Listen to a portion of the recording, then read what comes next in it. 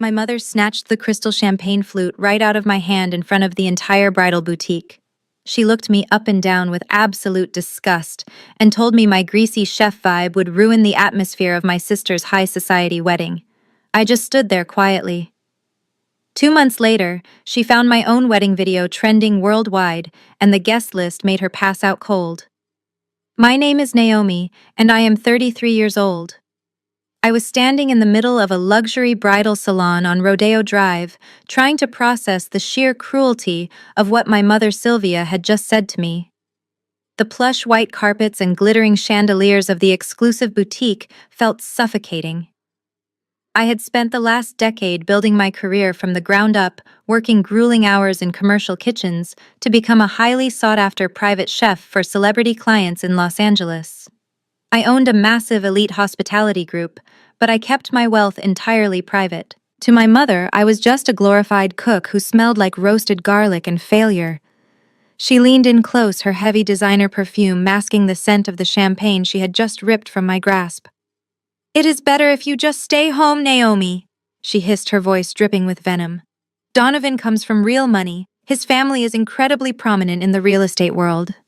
We cannot have you showing up looking like the hired help and embarrassing your sister. You understand, right?" Before I continue this story, let me know where you are watching from in the comments below. Hit the like button and subscribe if you have ever been treated like a second-class citizen by your own blood. Trust me, you will want to hear how I handled this ultimate betrayal. Right on cue, the heavy velvet dressing room doors swung open. My younger sister Brittany stepped out onto the viewing pedestal, wearing a breathtaking custom gown covered in intricate chantilly lace and hand-sewn Swarovski crystals. At 30 years old, Brittany had never worked a single day in her life, but she carried herself like a billionaire heiress. She spun around admiring her reflection in the floor-to-ceiling mirrors while our mother clapped in absolute delight. "Oh, honey, you look exactly like royalty," Sylvia gushed, wiping a fake tear from her powdered cheek. Brittany looked over her shoulder at me and smiled a sickly, sweet, condescending smile. "It is absolute perfection," she declared. The salon consultant beamed and politely mentioned that since the gown was a custom rush order, it brought the total to a staggering $15,000. Without missing a beat, Brittany turned fully toward me and held out her manicured hand. "Well, Naomi, hand over the black card," she said casually, as if she were asking me to pass the salt at the dinner table.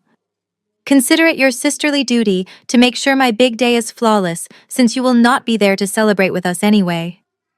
The audacity hung in the air, heavy and toxic. This was the exact dynamic of our family, plain and simple.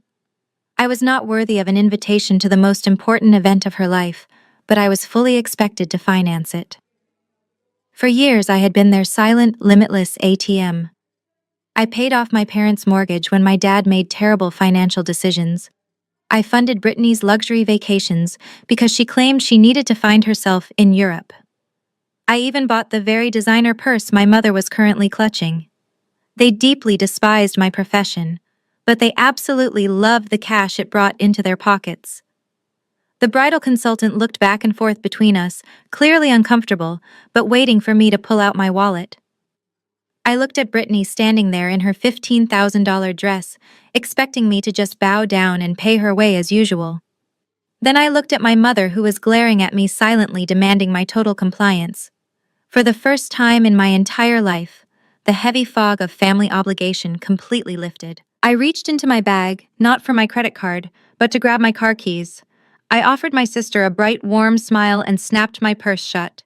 "If I am not invited, I do not buy the gift," I said, my voice perfectly calm and steady. The silence in the boutique was absolutely deafening.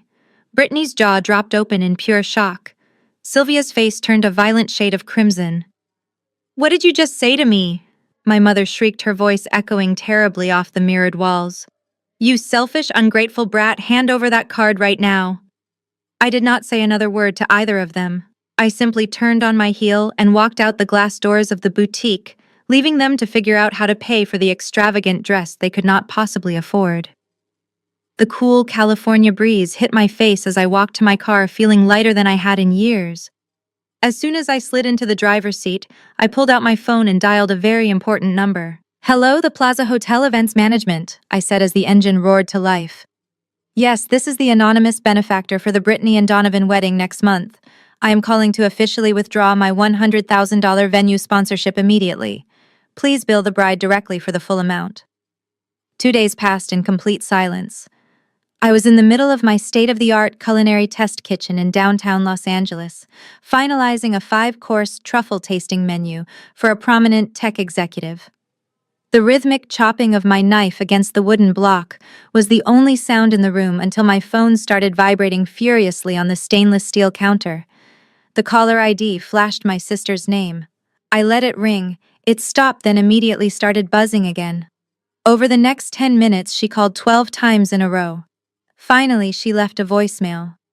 I put down my chef knife, wiped my hands on a pristine white towel, and tapped play on the speakerphone. Brittany was absolutely hysterical.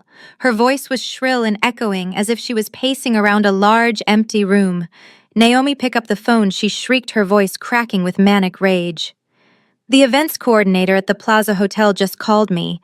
The anonymous corporate sponsor completely backed out of my wedding contract. The hotel is demanding the $100,000 balance in full by this Friday, or they are giving my ballroom to someone else. I know you had something to do with this, Naomi. I know you called someone there and spread lies about Donovan's family. You are so violently jealous of me and my high society wedding that you had to ruin it just because you are a spinster cook. You are a bitter, pathetic loser. The voicemail clicked off. I just smiled and took a sip of my sparkling water. She actually believed I had enough free time to orchestrate a smear campaign against her instead of realizing the obvious truth. I was the anonymous sponsor. I was the one who had quietly wired the massive deposit to the hotel 6 months ago so she could have her dream venue. She had never once stopped to wonder why a random luxury hospitality group would suddenly sponsor a middle-class wedding. She just assumed she deserved it because she always got exactly what she wanted. Before I could even delete the voicemail, my phone chimed with a text message. This time it was from my father, Richard. The message was short and dripping with his usual demanding authority. Get to the house right now. Your sister is having a panic attack because of your petty jealousy. You have humiliated this family for the last time. Come over here and fix this mess immediately. My father had always been a deeply passive man when it came to earning a living, but he was fiercely aggressive when it came to protecting his golden child. For years, he had turned a blind eye to how my mother treated me as long as I kept quietly paying off the debts his failed business ventures kept racking up. He truly believed he could summon me like an obedient dog to pull out my checkbook and make Brittany stop crying. I untied my apron and draped it over the kitchen island. I did not feel the usual heavy knot of anxiety in my stomach that used to accompany my parents' demands. I felt absolutely nothing but a cold, sharp clarity. I walked out of the test kitchen and took the private elevator up to my penthouse apartment. I went straight to the reinforced steel safe hidden in my home office. After punching in the code, I pulled out a heavy, thick black leather folder. This folder was my ultimate insurance policy. Inside was every single bank statement, wire transfer, and cleared check I had ever issued to my family over the past 8 years. There was the $50,000 wire transfer that saved my parents' house from foreclosure when the bank was ready to evict them. There were the itemized receipts for Brittany's 3-week vacation to Greece under the guise of finding herself. There were the monthly statements for the luxury cars they leased to keep up appearances in their neighborhood, which I paid for every single month. Every single dime they had drained from my accounts was meticulously documented, highlighted, and securely bound in this single folder. I walked down to the private garage and got into my car, tossing the heavy folder onto the passenger seat. The drive to my parents' suburban home took exactly 45 minutes. When I pulled into the driveway, I saw Donovan's flashy but leased sports car parked haphazardly on the front lawn. They were all inside waiting to ambush me. They were waiting to scream at me until I broke down, apologized, and handed over the money to fix my sister's ruined aesthetic. I turned off the engine and picked up the thick leather folder. I walked up the paved walkway to the front door, not to beg for their forgiveness, but to serve them a heavy dose of reality. I pushed open the heavy mahogany front door and stepped into the foyer. The house was dead silent, but the tension in the air was thick enough to cut with a knife. I walked into the formal living room and found them waiting for me exactly as I had pictured. The setup looked like a poorly rehearsed courtroom drama. My father Richard was standing near the fireplace with his hands on his hips, trying to project an air of absolute authority. My mother Sylvia sat rigidly on the pristine white sofa with her arms tightly crossed over her chest. Brittany was pacing back and forth near the large bay window, dabbing her eyes with a tissue to play the role of the devastated victim. "Sit down, Naomi," my father commanded, pointing to a single accent chair positioned directly across from them. "We are not playing any more of your childish games today. You have caused enough damage and now you are going to fix it." I did not sit. I remained standing perfectly still, holding the thick leather folder against my side. "I am not staying long enough to sit down," I replied, my voice completely level. "Say whatever it is you brought me here to say." My father took a step forward, his face hardening. "Your sister is getting married in exactly 1 month to a man from a highly respected family. The Plaza Hotel requires the remaining $100,000 balance by Friday because of your petty little stunt with the event coordinator. We know you do not have that kind of cash sitting in your bank account from flipping burgers or whatever it is you do, but you do own that little condo downtown." He paused as if he was about to bestow some brilliant financial wisdom upon me. "I called a broker this morning," he continued. "The downtown real estate market is booming right now. You are going to take out a second mortgage on that condo. You can easily pull out the equity to cover the venue cost. You will sign the paperwork by tomorrow, and you will wire the money directly to the hotel. It is the absolute least you can do to make up for your disgusting behavior at the bridal boutique." I stared at him for a long moment. He was completely serious. He actually expected me to put my own home at risk to finance a one-night party for a sister who treated me like dirt. Before I could even respond, my mother uncrossed her arms and leaned forward, glaring at me with eyes full of pure malice. "And let me make one thing crystal clear to you, Naomi," she spat.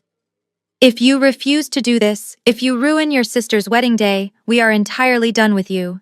You will be officially disowned. We will call our estate lawyer first thing Monday morning and write you completely out of our will. Every single asset we have, every penny we have built over our lifetime will go exclusively to Brittany. You will not see a single dime of our estate." For a second, the room was completely silent. Then I started to laugh. It started as a soft chuckle, but quickly grew into a full, genuine laugh that echoed off the high ceilings of the living room. My father looked deeply confused while my mother looked like she was ready to explode. Brittany stopped pacing and stared at me like I had lost my mind. "Write me out of your will," I asked, wiping a tear of amusement from my eye. "What exactly are you threatening to leave me, Sylvia? Your massive credit card debt?" I stepped forward and slammed the heavy black leather folder down onto the glass coffee table. The loud smack made all three of them jump. I flipped the cover open and started sliding the meticulously highlighted documents across the glass surface like I was dealing a deck of cards. "Are you going to leave me the second mortgage on this very house that I paid off to stop your foreclosure 3 years ago?" I asked, sliding a bank notice toward my father. "Or maybe you plan to leave me the monthly lease agreements for those 2 luxury cars sitting in the driveway that are automatically drafted from my business account every single month. Look at the papers, Richard. Look at them." My father looked down at the documents, his face suddenly draining of all color. Brittany slowly walked over and peered at the highlighted numbers. "What is this?" she asked, her voice trembling slightly. "Mom, are we broke?" "Your net worth is roughly negative $300,000, I explained coldly, staring directly at my mother. "You do not own this house. The bank owns it. And the only reason you are not living in a motel right now is because I have been quietly subsidizing your pathetic attempt at a wealthy lifestyle for the past 8 years. You have absolutely nothing to leave me. Your will is a worthless piece of paper." My mother stared at the financial documents exposing her massive web of lies. Her grand illusion of superiority was completely shattered right in front of her golden child. Her face turned a violent shade of purple. She let out a sharp, guttural scream of rage, stood up from the sofa, and marched directly up to me. She raised her hand and slapped me hard across the left side of my face. The sharp crack echoed through the silent room. My cheek burned instantly, but I did not stumble. I did not even blink. I slowly turned my head back to look her dead in the eyes. The absolute terror in her expression showed that she instantly regretted crossing that physical line. "You just lost your retirement fund," I said, my voice dangerously quiet. I turned my back on them, left the folder of their financial ruins sitting on the coffee table, and walked straight out the front door into the bright afternoon sun. The bright afternoon sun temporarily blinded me as I walked briskly down the paved driveway, leaving the heavy oak door of my parents' house wide open behind me. My left cheek was still throbbing with a dull heat from my mother's slap, but honestly, I had never felt more liberated in my entire life. I was finally free from their endless cycle of financial abuse and emotional manipulation. I reached the edge of the manicured lawn, just as a matte black luxury SUV rolled quietly up to the curb. The tinted driver's side window glided down and the door pushed open. Kendrick stepped out onto the pavement. He was 35 years old, tall, broad-shouldered, and effortlessly handsome. To anyone else on that suburban street, he probably looked like just another regular guy running errands. He was dressed in his usual weekend uniform, which consisted of a plain black cotton t-shirt, dark-washed denim jeans, and a pair of clean white sneakers. There were no flashy designer logos, no heavy gold chains, and no outward displays of obnoxious wealth. But beneath that casual exterior, Kendrick was a fiercely intelligent African-American tech mogul and a heavyweight music producer who commanded boardrooms and recording studios across the globe. He was a self-made billionaire. He was also the man I was going to marry in just a few short weeks.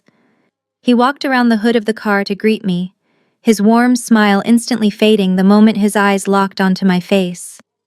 He stopped dead in his tracks. His dark eyes narrowed dangerously as he took in the bright red handprint blooming across my cheek. "Who did that?" he asked, his voice dropping an entire octave. The protective intensity in his tone was terrifyingly calm. I shook my head and reached out to grab his hand. "It does not matter anymore," I told him softly, rubbing my thumb over his knuckles. "I left the financial documents on their table. They know they have nothing. I just want to go home now." Before Kendrick could respond, the front door of the house banged loudly against the exterior siding. My mother came charging out onto the front porch, her face still twisted in absolute rage. She had followed me out, desperately needing to have the final word to reassert her dominance. She stomped down the brick steps and stopped abruptly when she noticed Kendrick standing protectively in front of me. Sylvia slowly looked him up and down, taking in his plain black t-shirt and unmarked sneakers.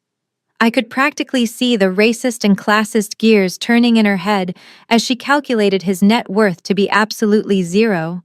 She let out a sharp, mocking bark of laughter that echoed down the quiet suburban street. "Well, this just makes perfect sense," Sylvia sneered, crossing her arms tightly over her chest. "I should have known you would end up with some broke no-name guy off the street. He looks like he cannot even afford a decent suit, let alone take care of a woman. I suppose a street hustler is the perfect match for a glorified hired cook. You two truly deserve each other. You can both rot in your miserable little lower-class lives while Brittany marries into real prestige." I felt my muscles tense, prepared to step forward and defend the man I loved, but Kendrick gently squeezed my hand to stop me. He did not get angry. He did not raise his voice or try to explain his massive wealth to a woman who was drowning in secret debt. He possessed the quiet, untouchable confidence of a man who actually owned the bank that held her mortgage. Instead, he gave my mother a devastatingly polite smile. "It is a pleasure to meet you too, Ma'am Kendrick," said, his tone incredibly smooth and utterly unbothered. "Have a wonderful afternoon." He turned his back on her entirely, completely dismissing her existence, which I knew would infuriate her more than any insult ever could. Kendrick opened the heavy passenger door of the SUV for me and shielded my head as I climbed inside the plush leather interior. As he leaned in to buckle my seatbelt, he pressed a soft, reassuring kiss to my uninjured cheek. "Are you ready, Mrs. Billionaire?" he whispered so quietly that only I could hear him. I smiled and nodded, my heart swelling with pure gratitude. Kendrick closed. My door, walked around to the driver's side and slid behind the wheel. We drove away, leaving my mother standing alone on the sidewalk, screaming something we could no longer hear through the soundproof glass. The moment we turned the corner out of their neighborhood, Kendrick reached up and pressed a button on the digital dashboard screen. The integrated Bluetooth system dialed a number immediately. A crisp, professional voice answered on the first ring. "Good afternoon, Mr. Kendrick," the voice said. "How can the legal team assist you today?" Kendrick kept his eyes locked on the road ahead, his jaw set in a hard, unforgiving line. "I need a full comprehensive background check run immediately," he instructed coldly. "Look into a man named Donovan, who is currently engaged to my fiancée, Sister Brittany. I want financial records, asset verification, and family history going back at least 10 years. I want to know absolutely everything about the people who think they are so much better than my future wife. Let us see who my future sister-in-law is really marrying." The very next morning, I woke up to my phone vibrating right off the edge of the mahogany nightstand. I reached out and grabbed it, expecting a text from my lead sous chef. Instead, my lock screen was completely overflowing with notifications. They were not from my parents or my sister. They were from extended family members I had not spoken to in over 5 years. My cousin Brendan, my aunt Kathy, and my uncle Greg had all sent me deeply aggressive messages. I unlocked my phone and opened the social media app that was generating all the chaos. Right at the top of my feed was a massive multi-paragraph post written by my mother, Sylvia. She had even tagged me in it to ensure maximum visibility. "It breaks a mother's heart to share this publicly," the post began. "But our family is going through an incredibly dark time. As many of you know, Brittany is getting married to a wonderful man next month. Unfortunately, her older sister Naomi has been suffering from a severe mental breakdown driven by deep-seated jealousy. Naomi has completely fabricated financial lies and is actively trying to sabotage her younger sister's big day. We have begged Naomi to seek psychiatric help, but she refuses and has instead chosen to aggressively attack us. Please keep our family in your prayers as we try to protect Brittany from this unprovoked abuse." It was a masterclass in manipulation. She painted herself as the long-suffering matriarch and Brittany as the innocent victim, while completely ignoring the thick folder of financial evidence I had dumped on her coffee table just yesterday. She knew perfectly well that our extended family thrived on drama, and she was weaponizing them against me. The comment section was an absolute war zone. Dozens of relatives were chiming in with their own toxic opinions. "How could you do this to your own family?" one aunt wrote. "You always were a bitter girl," another cousin added. "You need to be institutionalized before you ruin the wedding." My direct messages were filled with venomous voice notes and text paragraphs demanding I apologize and pay for the damages I had allegedly caused. I did not reply to a single one of them. I got out of bed, took a shower, and headed straight to my culinary test kitchen in downtown Los Angeles. I had a massive tasting scheduled for a high-profile client, and I refused to let my mother's desperate social media circus ruin my focus. But she had whipped her flying monkeys into an absolute frenzy. Just before noon, the heavy glass doors of my studio swung open violently. My Aunt Kathy and my cousin Brendan marched right past my receptionist demanding to see me. I stepped out of the kitchen, wiping my hands on a towel, to find them standing in the middle of my pristine lobby, looking around with absolute disdain. "You have real nerve showing your face at work, acting like nothing is wrong," Aunt Kathy yelled, her voice echoing off the high ceilings. "Your mother is at home crying her eyes out because of your psychotic behavior." Brendan stepped forward, aggressively crossing his arms. "You are going to cut a check for Brittany today, Naomi," he demanded. "Or we are going to make sure every single person in this city knows exactly what kind of toxic, jealous person you really are." I looked at both of them, standing in my multi-million-dollar facility, wearing cheap clothes and threatening me on behalf of a woman who owed me hundreds of thousands of dollars. I did not raise my voice. I simply turned to my front desk manager, who was already holding the phone. "Call building security," I instructed calmly.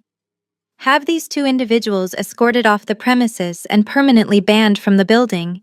If they refuse to leave, call the police and press charges for trespassing and harassment." Aunt Kathy gasped, clutching her pearls in exaggerated shock. "You would call the police on your own flesh and blood," she shrieked. "You are truly sick, Naomi." They backed away toward the doors, cursing me loudly as the massive security guards approached the lobby. I walked back into my private office and sat down at my desk. I pulled out my phone and opened my mother's post again. I did not delete the comments. I did not block anyone. Instead, I meticulously took high-resolution screenshots of every single nasty comment, every direct message, and every vicious threat. I created a dedicated digital folder compiling a comprehensive list of every relative who had blindly chosen to attack me. They were permanently writing themselves out of my life, and I wanted to keep the receipts.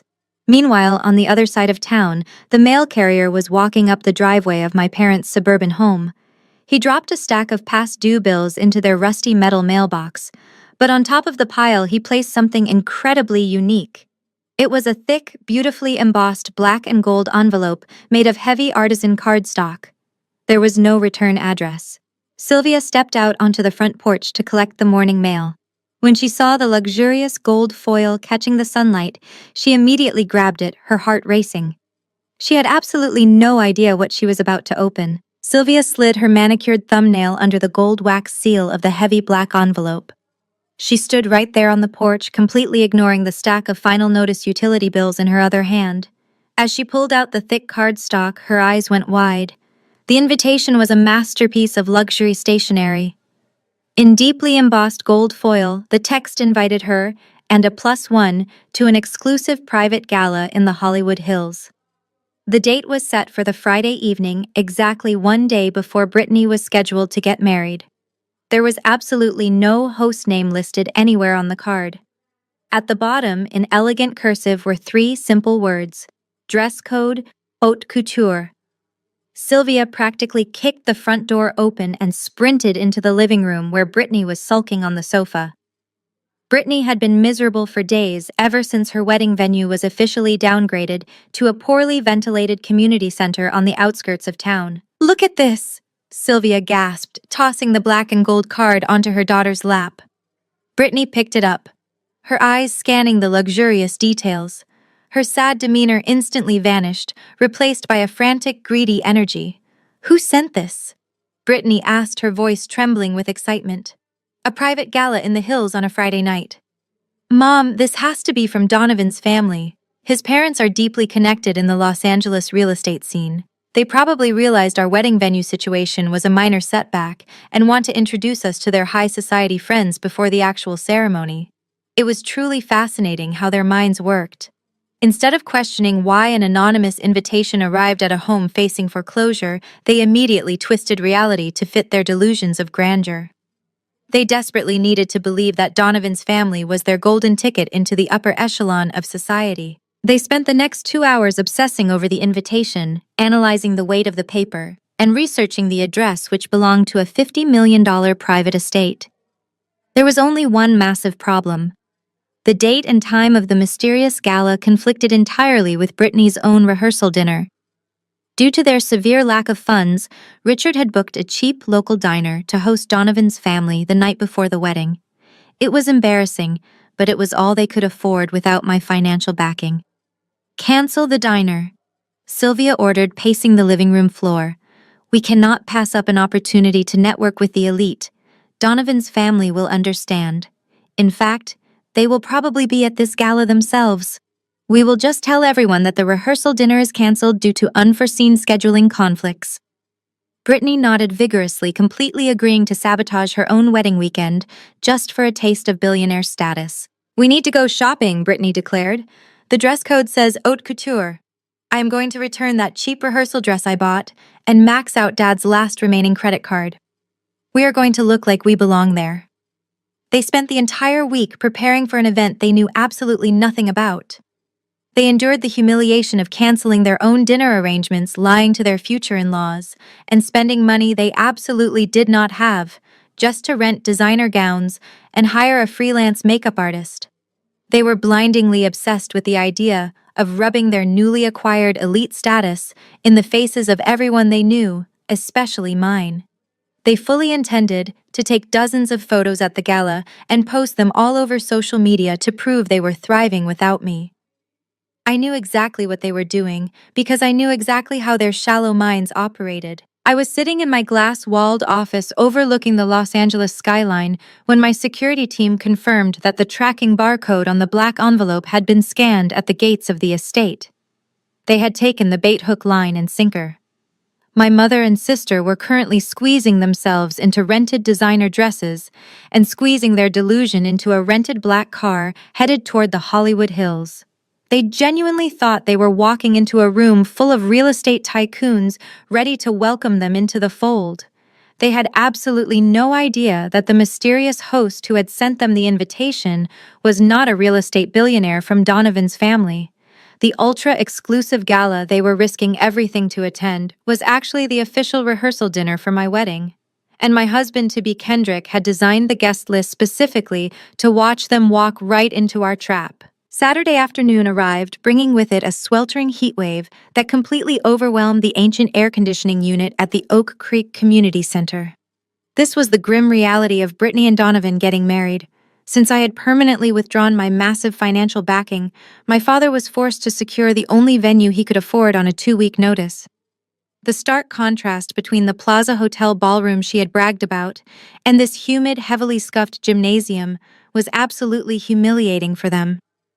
My parents had desperately tried to disguise the basketball court lines on the floor by dragging in cheap folding tables and covering them with thin polyester tablecloths. But there was no hiding the smell of old floor wax and stale sweat that clung to the air. Brittany was completely inconsolable. Because I refused to hand over my credit card at the luxury boutique, she had been forced to settle for a discount rack gown that fit poorly and itched terribly. Her makeup was already melting off her face from the suffocating humidity inside the hall. Instead of enjoying her wedding day, she spent the entire afternoon throwing massive temper tantrums in the makeshift bridal suite, which was literally just the referee's locker room. She screamed at my mother. She yelled at the amateur photographer they had hired off the internet. She completely lost her mind when she saw the floral centerpieces which were already wilting under the harsh fluorescent lights of the community center. Everything she had meticulously planned to show off her fake wealth was crumbling right in front of her eyes. The situation only grew worse when Donovan and his parents arrived. Donovan's mother and father had spent the entire engagement bragging about their supposed high society connections. Now they were standing in a dingy gymnasium wearing heavy formal wear and looking around with expressions of pure, unfiltered disgust. They refused to sit on the cheap metal folding chairs. They huddled tightly together in the corner, whispering aggressively to Donovan. I could easily imagine the terrible things they were saying. They were finally realizing that the wealthy, sophisticated family they thought their son was marrying into was actually entirely broke. The final nail in the coffin was the reception dinner.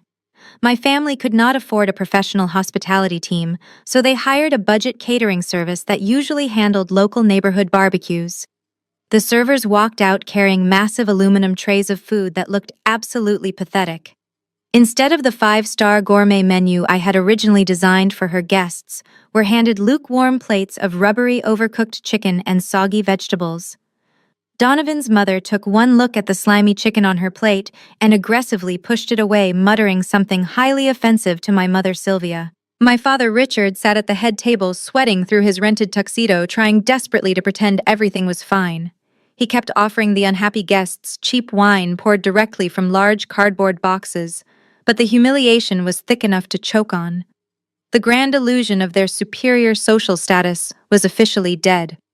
Brittany could not handle the crushing embarrassment. She sat at the center of the head table, watching her new in-laws judge her family, while her friends picked awkwardly at their terrible food. To cope with the disaster, she started drinking heavily.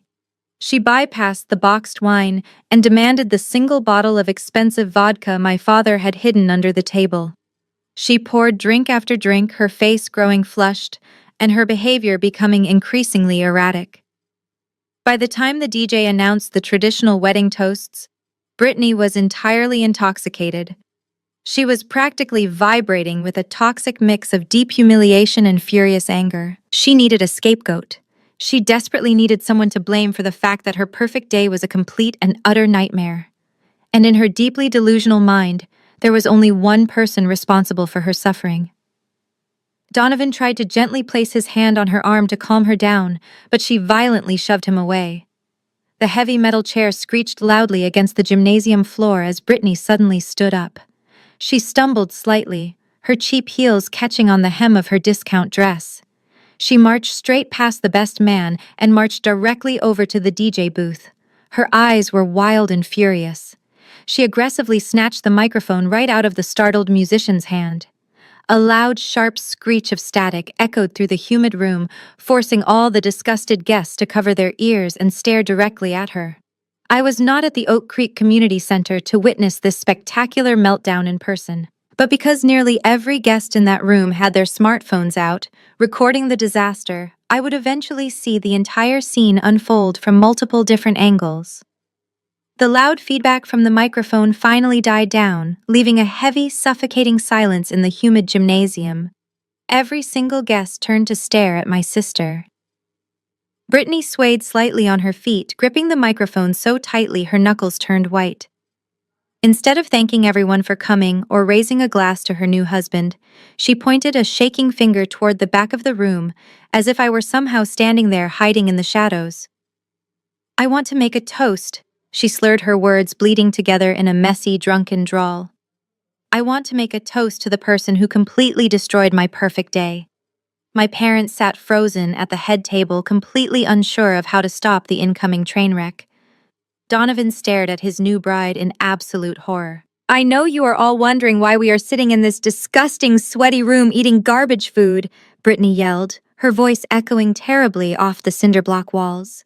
"It is because of my psychopathic broke sister Naomi. She promised to pay for my real venue, and then she maliciously pulled the funding at the last minute just to humiliate me.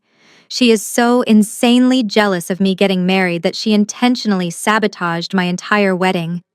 She is a bitter, pathetic loser who flips burgers for a living, and she wanted me to be as miserable as she is." The guests shifted uncomfortably in their metal folding chairs. Donovan's parents exchanged a look of pure disgust, openly whispering to each other about the absolute trash they had somehow married their son into.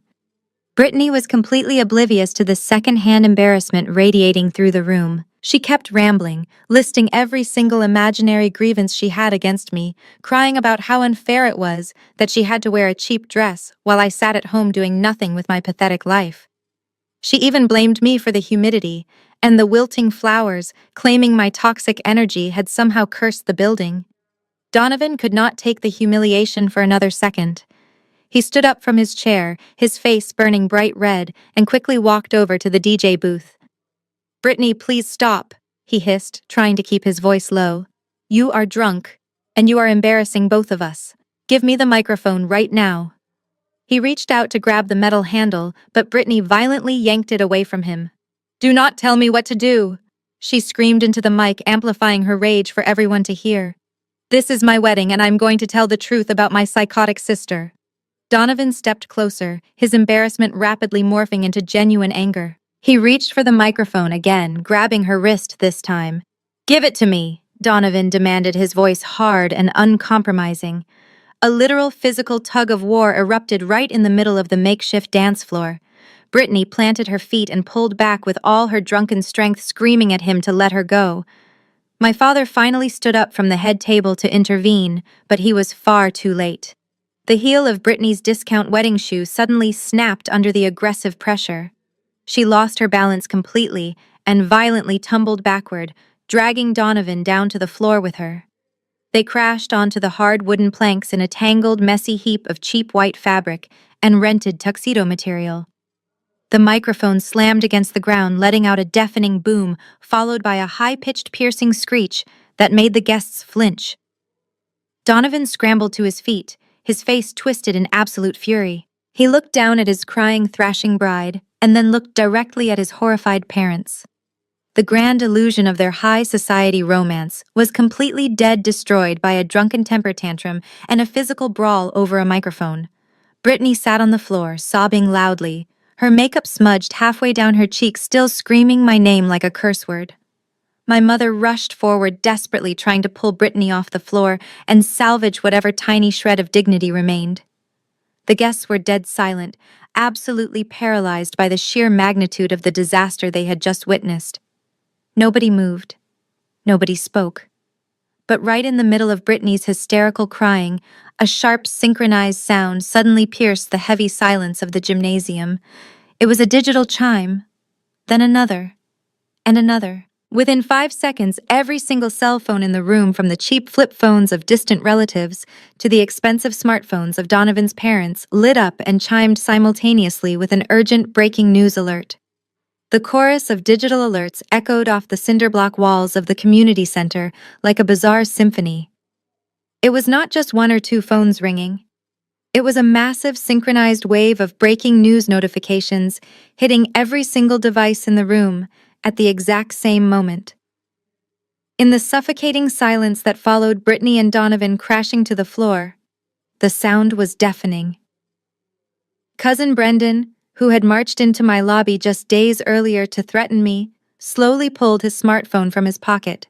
He stared at the glowing screen. His eyes widened in absolute shock, and his jaw dropped open.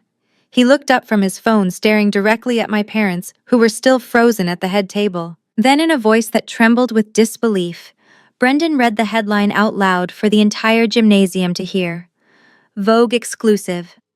Tech mogul and music producer Kendrick marries celebrity chef Naomi in $15 million California estate wedding. The words hung heavily in the humid, stale air. For a split second, nobody moved. Then, as if a spell had been broken, every single guest scrambled to dig their own phones out of their pockets and purses. The glow of dozens of screens illuminated the dim room. The article was not just a small mention. It was a massive multi-page digital spread featuring breathtaking high-resolution photographs captured by a world-renowned fashion photographer. The contrast between the images on their screens and the depressing reality of the community center was staggering. Guests scrolled past pictures of our private Malibu fortress covered in thousands of imported white orchids. They saw Kendrick looking like absolute royalty in a custom-tailored tuxedo, standing proudly at the altar. The article went into extensive detail about his true identity. It outlined his staggering net worth, his massive tech acquisitions, and his Grammy-winning record label. He was a self-made billionaire. The guests read in absolute awe about the man my mother had confidently insulted on her front lawn just weeks ago. She had called him a street hustler and a broke no-name guy who could not afford a decent suit. Now the entire world knew he possessed more wealth and power than anyone in our family could ever comprehend. But the article did not stop at Kendrick. It dedicated a massive section entirely to my empire.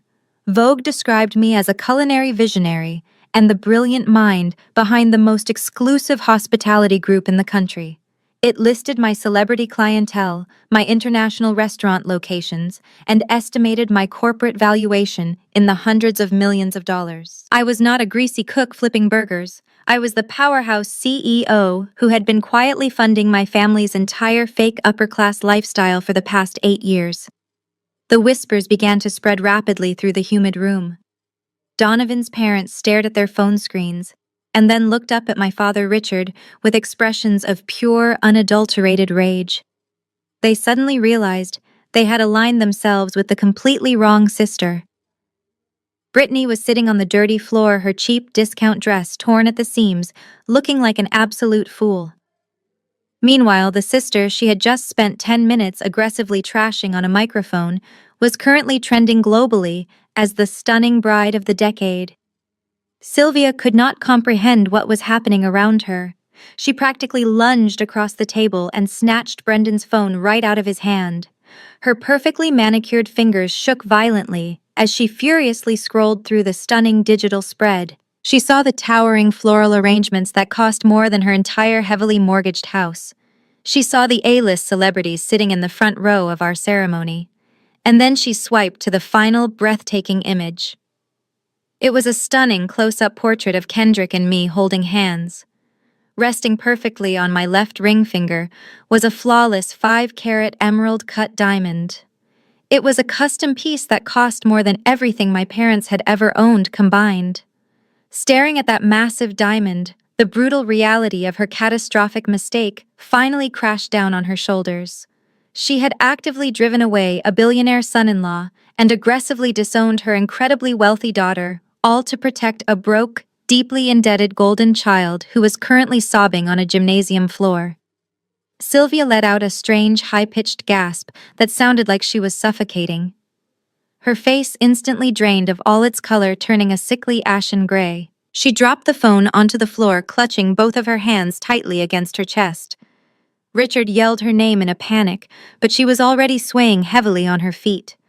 Her eyes rolled back into her head, and her knees completely buckled beneath her. She plummeted forward, entirely unconscious, crashing face first, right into the middle of Brittany's cheap, melting buttercream sheet cake. The chaotic wailing of the ambulance siren eventually faded into the rhythmic beeping of a hospital heart monitor. Sylvia fluttered her eyes open, blinking against the harsh fluorescent lights of the emergency room. Her face had been hastily wiped clean of the cheap buttercream frosting by the paramedics, but her hair was still a sticky matted disaster.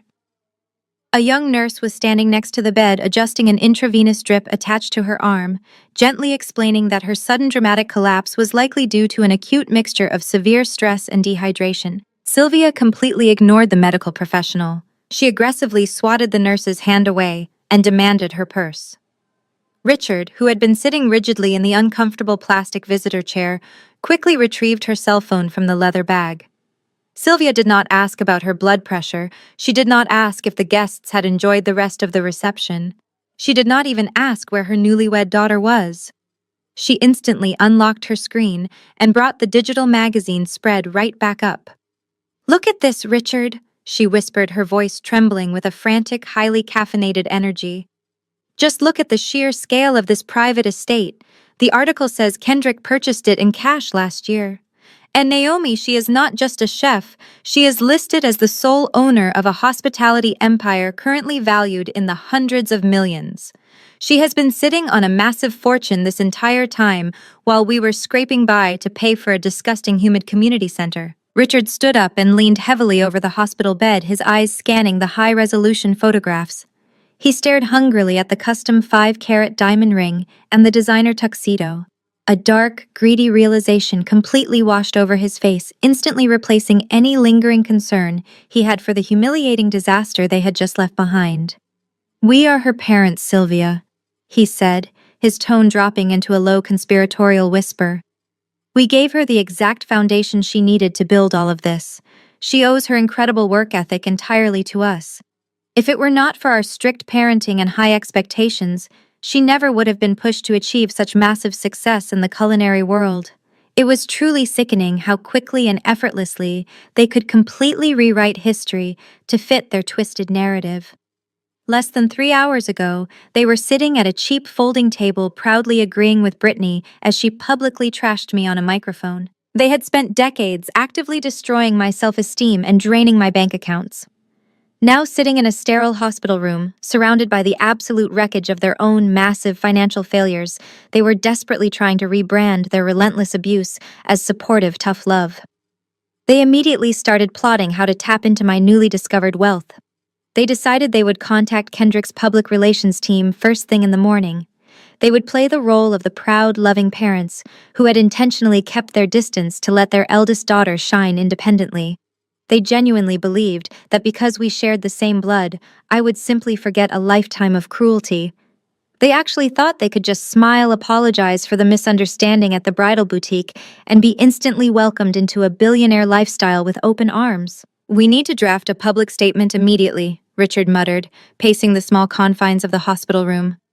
"We need to make it incredibly clear to the media that we are deeply involved in her life before any reporters start asking questions about why we were not sitting in the front row of that gorgeous wedding. We can say we were attending a private family matter." Sylvia nodded vigorously, her eyes gleaming with dollar signs. "Yes, and we need to invite them to dinner. Kendrick needs to see that we are a respectable family. We can finally pay off the mortgage with just a fraction of what they spent on those floral arrangements." Before Richard could even agree with her delusional plan, the heavy wooden door to the hospital room violently slammed open. The loud crash made both of my parents jump in shock. Standing in the doorway was Brittany. She looked absolutely unhinged. She was still wearing her cheap discount wedding dress, but it was completely destroyed. The delicate lace was torn in multiple places. The hem was filthy, and the entire front bodice was heavily stained with sweat and dirt from her physical brawl on the gymnasium floor. Her elaborate bridal updo had completely fallen apart, and her mascara was running down her face in thick black rivers. She was hyperventilating, clutching her cell phone so tightly, her knuckles were stark white. "He left me." Brittany screamed, her voice cracking with pure hysterical panic. Donovan just packed all his bags and walked right out of the hotel room. "He left me on my wedding night." The sterile walls of the emergency room seemed to close in as Brittany collapsed into the uncomfortable plastic visitor chair, burying her face in her hands. Between her hysterical sobs, she finally managed to explain exactly what had happened over the last hour. The reality of her ruined wedding night was far more humiliating than a physical brawl over a microphone. It was a complete structural collapse of the massive lie she had built her entire life around. Exactly 1 hour before she stormed into the hospital room, Brittany and Donovan had arrived at their discounted honeymoon suite at a budget hotel near the airport. The atmosphere between them was already toxic after the disastrous reception. Donovan was furiously untying his rented bow tie when his cell phone buzzed with a priority email notification. The sender address was completely anonymous and heavily encrypted. The subject line simply read, "Financial disclosure required." Donovan opened the email. Inside was a comprehensive, highly detailed background check compiled by Kendrick's ruthless legal team. It laid out every single financial secret Brittany had been desperately hiding. Donovan scrolled through pages of maxed-out credit cards, retail store accounts in deep default, and high-interest personal loans taken out just to buy designer handbags and luxury shoes. The grand total of her hidden debt was a staggering $80,000. She did not have a dime to her name. She had been secretly planning to dump her massive financial burden onto him the moment they were legally married. Donovan turned completely pale. He spun around and shoved his glowing phone screen directly into Brittany's face. He started screaming at her, calling her a fraud and a gold digger. He demanded to know how she could possibly trap him in a marriage when she was drowning in toxic debt. He paced the cheap hotel room, pulling at his hair, yelling that he was completely ruined because of her lies. Brittany backed against the cheap hotel dresser, her heart pounding with panic. But instead of apologizing, she immediately went on the offensive. She screamed right back at him. She told him to stop acting so dramatic and just pay it off. She yelled that $80,000 was absolutely nothing to his wealthy real estate family. She demanded he call his parents, ask for an advance on his trust fund, and wipe her slate clean so they could start their high society life together. That was the exact moment Donovan stopped pacing. He looked at her with an expression of pure, unfiltered disgust and let out a harsh, bitter laugh. He slowly shook his head and swiped to the next page of the anonymous dossier. The encrypted email did not just contain a background check on Brittany. It also contained a full financial investigation into Donovan's family. He threw the phone onto the bed so she could read it for herself. Donovan's parents did not own commercial real estate. They did not have millions sitting in offshore accounts. They were low-level property managers who rented the house they lived in. They leased their luxury cars to keep up appearances, and they were drowning in their own massive mountain of debt. Donovan did not have a trust fund. He did not even have a savings account. His parents had aggressively pushed him to marry Brittany because they genuinely believed my family was wealthy enough to support all of them. They stood there in the harsh fluorescent lighting of the cheap hotel room, staring at each other in absolute horror. They were two broke, desperate people who had spent an entire year aggressively trying to gold dig each other. They had completely scammed one another. The grand illusion was shattered into a million irreparable pieces. Donovan did not say another word. He simply grabbed the suitcase he had unpacked just 10 minutes earlier and walked straight out the door. He told her over his shoulder that he would be contacting his lawyer first thing Monday morning to file for an immediate annulment based on financial fraud. Now, sitting in the emergency room, Brittany finished recounting the agonizing story. She grabbed our father's arm, her fingernails digging into his jacket. "You have to fix this," she cried frantically, looking back and forth between Richard and Sylvia. "You have to give me the money to pay off the credit cards. If I can just show Donovan that we have cash, he will come back. Please, you have to fix my life." Richard looked completely helpless, knowing full well his bank accounts were entirely empty. But Sylvia did not look helpless at all. Her eyes were no longer focused on her sobbing golden child. She looked down at her cell phone where the Vogue article highlighting my billion-dollar wedding was still brightly illuminated on the screen. Sylvia sat up straighter in the hospital bed, her face hardening into a cold, calculating mask. "Stop crying, Brittany," she commanded, her voice completely devoid of any maternal warmth. "Your father and I cannot pay your debts. But Naomi can. Naomi has more than enough money to fix all of this. And it is about time she remembers where she came from." The sun rose over the Pacific Ocean, casting a warm golden light through the floor-to-ceiling windows of my penthouse. It was a beautiful, peaceful morning. I poured myself a cup of black coffee and sat at the kitchen island, finally turning my phone off silent mode. Instantly, the device began vibrating aggressively against the marble countertop. I expected it to be a continuation of the vicious hate mail from our extended family following my mother's toxic social media post. But when I unlocked the screen, the tone of the messages had undergone a massive whiplash-inducing transformation. There were over 50 missed texts and 5 new voicemails. Every single one of them was from my parents or my sister. The sheer audacity of their sudden change in behavior was honestly breathtaking. The first message was from my father, Richard. It read, "Good morning, sweetheart. I saw the wonderful news online today. Your mother and I are just so incredibly proud of the woman you have become. Let us get lunch this week." It was as if he had entirely forgotten that just days ago, he had ordered me to take out a second mortgage on my home to fund a party I was banned from attending. He was completely pretending that our massive blowout in his living room had never happened. Next was a string of long rambling paragraphs from Brittany. "Naomi, I am so incredibly sorry for everything," she wrote. "Wedding planning just made me completely lose my mind with stress. You are my big sister, and I need you so much right now. I miss you. Let us put all this silly drama behind us and go to the spa, just the two of us."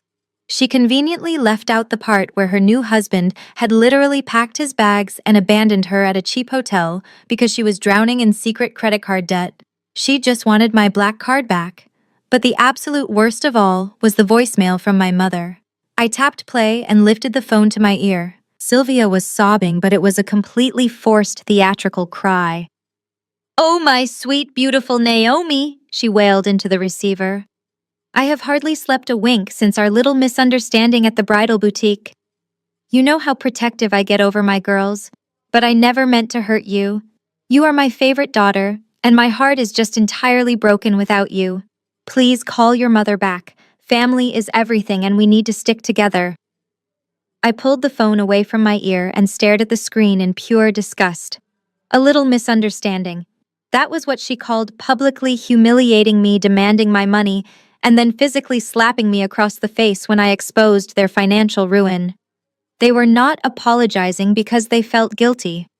They were apologizing because they had finally seen the 5-carat diamond on my finger and read the Vogue article confirming my massive net worth. They realized I was their only remaining lifeboat, and they were desperately trying to climb aboard. I did not type a single letter in response. I simply deleted the voicemail, swiped their text threads into the archive folder, and went straight to work. I had an incredibly busy day ahead of me at my flagship Michelin star restaurant in Beverly Hills. We were fully booked for the lunch service with several high-profile talent agents and studio executives dining in the main room. I tied on my pristine white chef's apron and stepped into the bustling open-concept kitchen, entirely focused on executing a flawless service. For the first 2 hours, everything ran like a perfectly oiled machine. The dining room hummed with the quiet, sophisticated chatter of Los Angeles elite.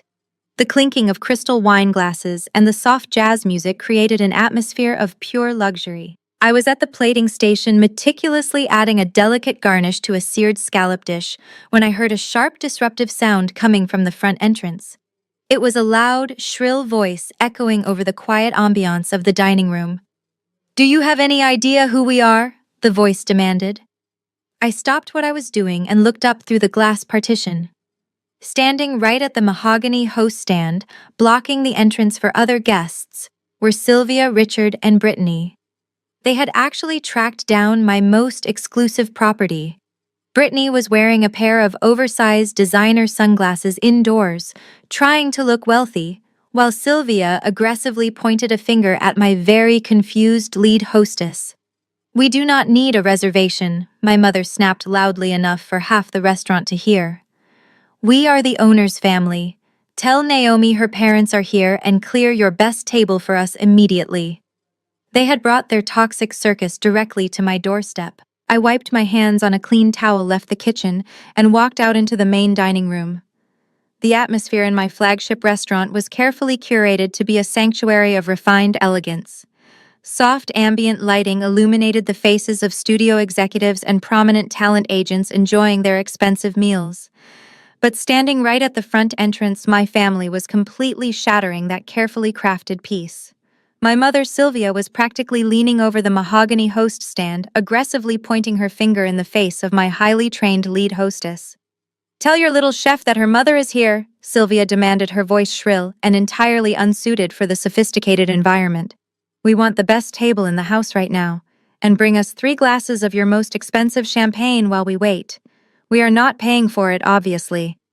Brittany stood right behind her, wearing massive designer sunglasses indoors, shifting her weight impatiently. She looked around at the wealthy patrons with an absurd sense of superiority, completely oblivious to the fact that they were staring at her with profound second-hand embarrassment. My father, Richard, stood puffing his chest out, trying to look intimidating. I walked calmly across the dining room floor, the soft click of my shoes barely registering over the quiet jazz music. I did not storm over there. I did not look angry or embarrassed.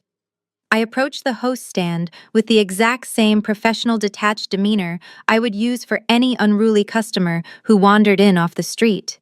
"Is there a problem here?" I asked, keeping my voice perfectly level.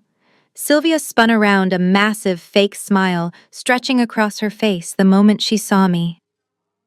"Naomi, sweetheart," she practically sang, holding her arms out as if she was going to hug me. "Thank goodness you are here. Your little employee at the front desk was refusing to seat us.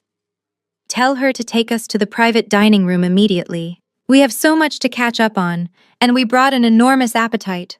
I completely ignored her outstretched arms. I did not acknowledge her fake affection. I turned my attention directly to my lead hostess. "Do these individuals have a reservation?" I asked formally. "No, chef," the hostess replied, looking incredibly relieved that I had intervened. "They do not have a reservation, and we are completely fully booked for the entire afternoon service." I turned back to my mother, looking her directly in the eyes. "Then I am afraid we cannot accommodate you today," I said, my tone ice cold and strictly business. "This is a private establishment. If you do not have a reservation, I must ask you to leave immediately so my actual guests can enjoy their meals in peace." The fake smile instantly slid off my mother's face, replaced by a look of pure shock. "Excuse me," she gasped, her voice rising another octave. "I am your mother. This is your father and your sister. You own this entire building. You are going to seat us right now, and you are going to treat us with the respect we deserve. Do not play these little power games with me, Naomi." Several patrons at the nearby tables actually stopped eating to watch the bizarre spectacle. Brittany pulled her sunglasses down the bridge of her nose, glaring at me. "Stop acting like you are better than us just because you got lucky and married a rich guy," Brittany hissed. "We are your family. Give us a table." They truly believed that causing a public scene would force me into submission.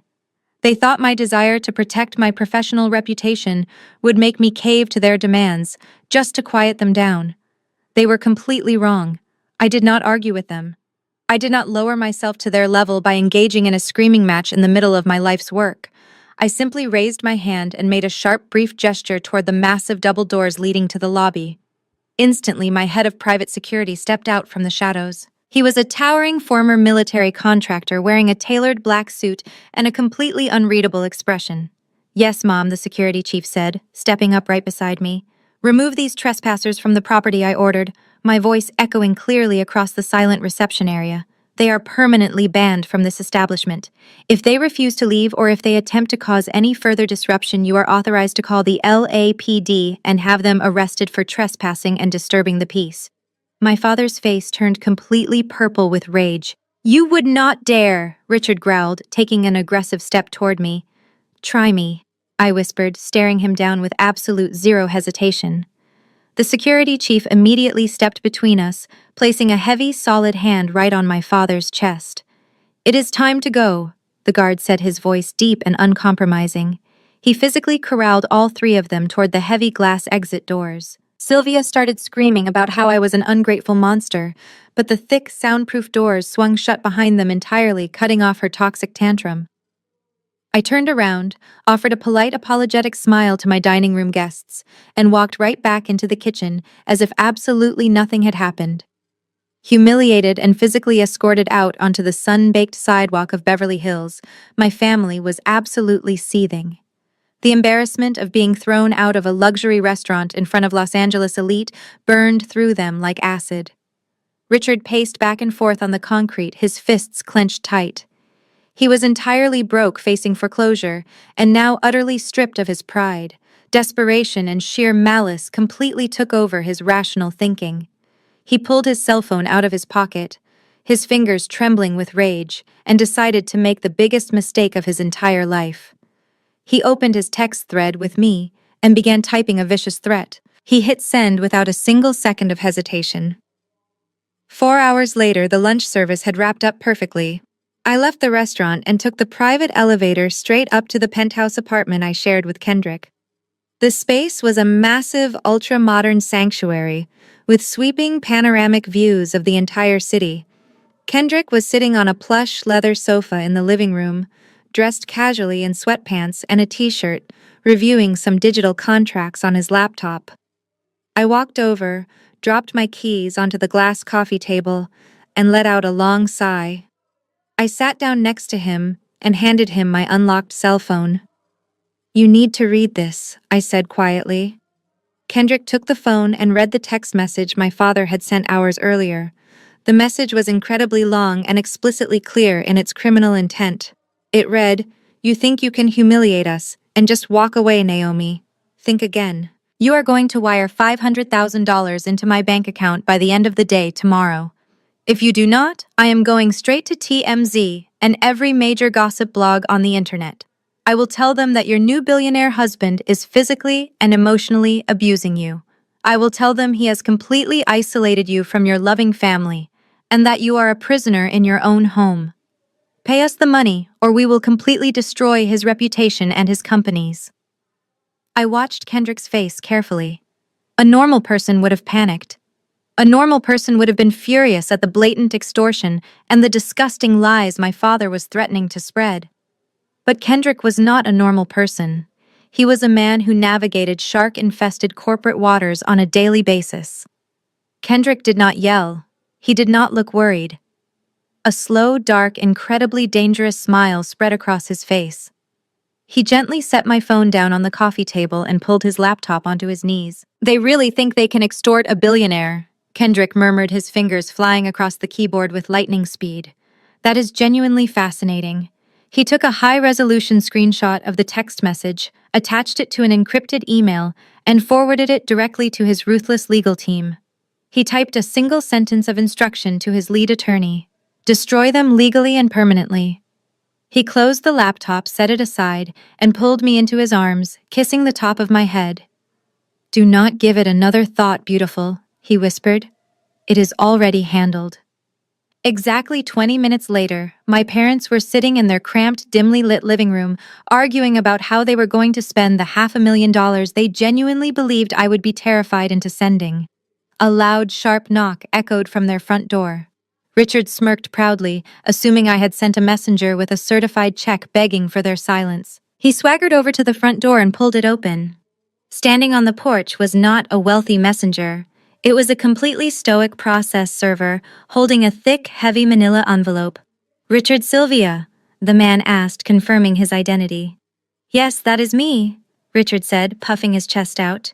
"You have been officially served," the man stated flatly, shoving the thick envelope directly into Richard's chest. before turning around and walking quickly back to his unmarked car. Richard frowned, confused. He tore open the heavy envelope and pulled out a massive stack of legal documents stamped with the seal of the most terrifying corporate law firm in California. Sylvia and Brittany rushed over to the door, peering over his shoulder as he read the first page. It was an immediate and aggressive cease and desist order. The legal language was absolute brutality on paper. It explicitly outlined that their text message constituted felony extortion and criminal blackmail under federal law. But that was not the worst part. The final paragraph delivered the ultimate lethal blow. It stated that if they ever contacted me again, if they ever spoke my name to the press, or if they ever came within 500 feet of any property owned by me or Kendrick, they would instantly be hit with a $10 million defamation and harassment lawsuit that would legally seize every single remaining asset they possessed, including the clothes on their backs. The heavy manila envelope slipped from Richard's trembling hands and hit the cramped apartment floor with a dull thud.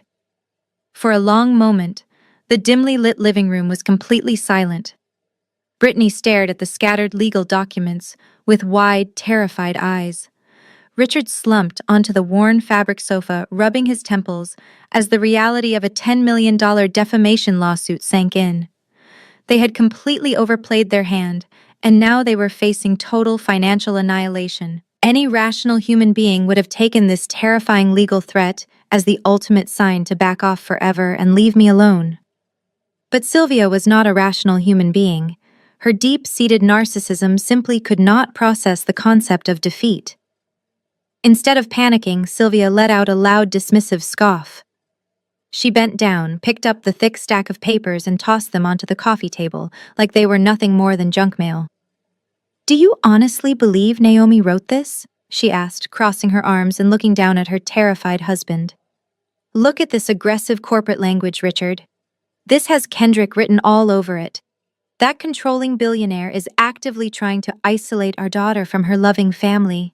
He had his lawyers draft this nonsense to scare us away because he knows the incredible influence we have over her." Richard looked up, his face pale and sweating.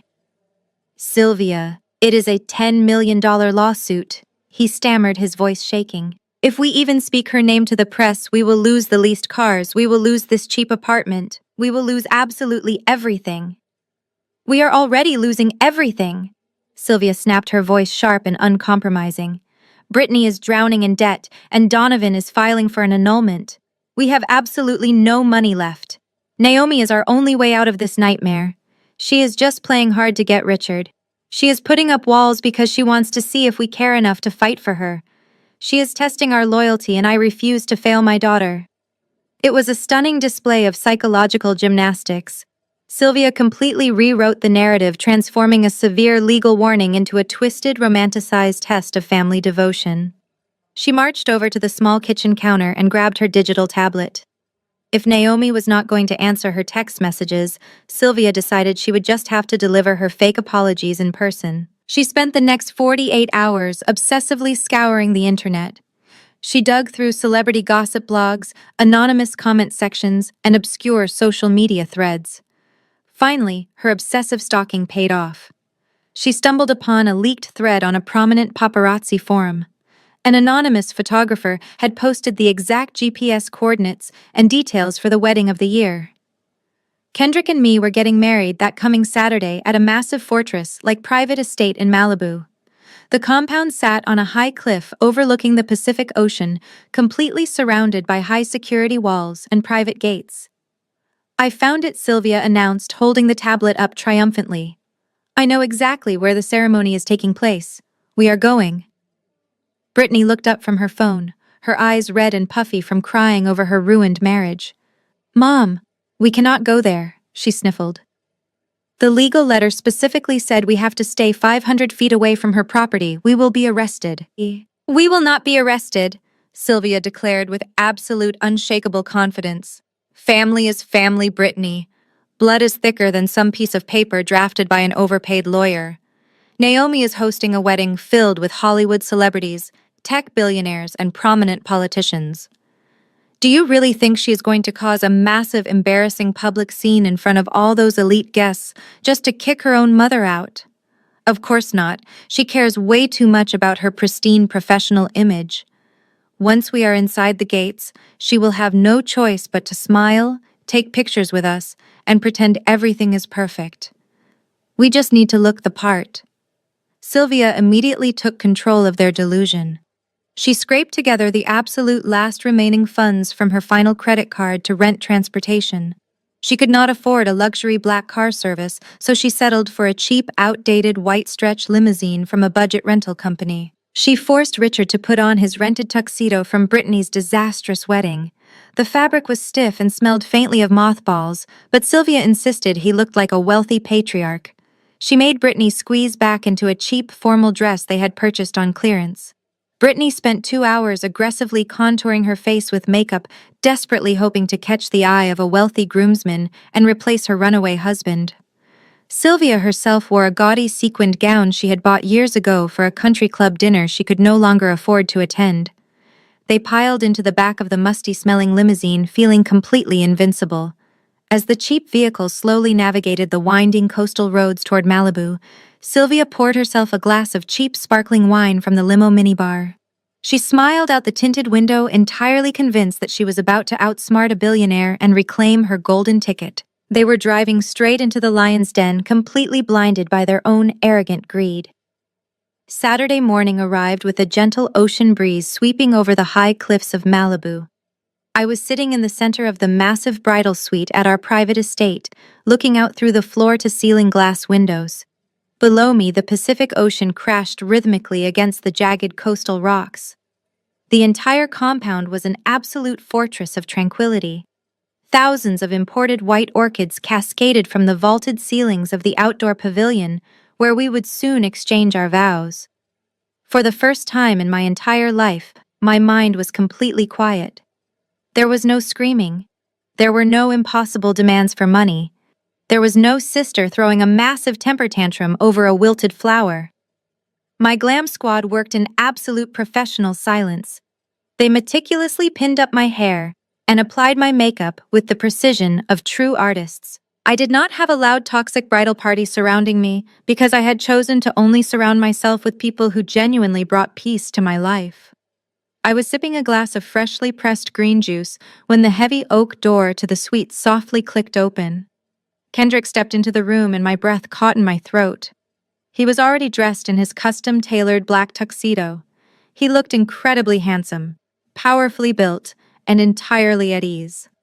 He carried a quiet, untouchable authority that commanded the room the second he entered. He offered a warm, polite smile to my styling team and quietly asked them to give us a few minutes alone. The team immediately nodded, packed up their brushes, and stepped out into the hallway, gently closing the door behind them. Kendrick walked over and stood behind my velvet chair, resting his large, warm hands softly on my bare shoulders.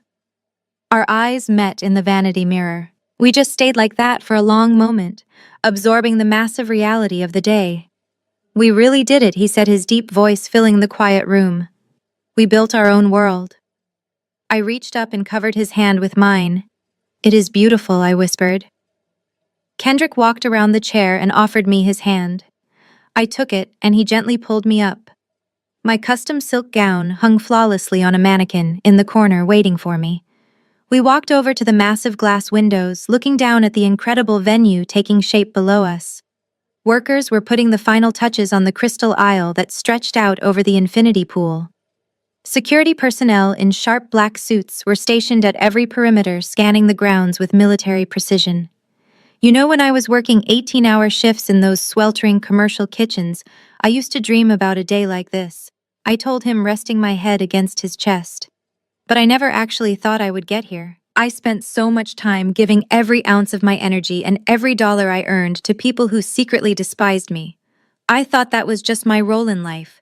I thought I was supposed to carry their burdens forever. Kendrick wrapped his arms around my waist, holding me close. "That is exactly what leeches want you to believe," he replied, his tone hardening slightly. "When I was building my tech company and producing my first major records in my 20s, I had dozens of people doing the exact same thing to me. People I thought were my brothers tried to drain my bank accounts the second my first software patent sold.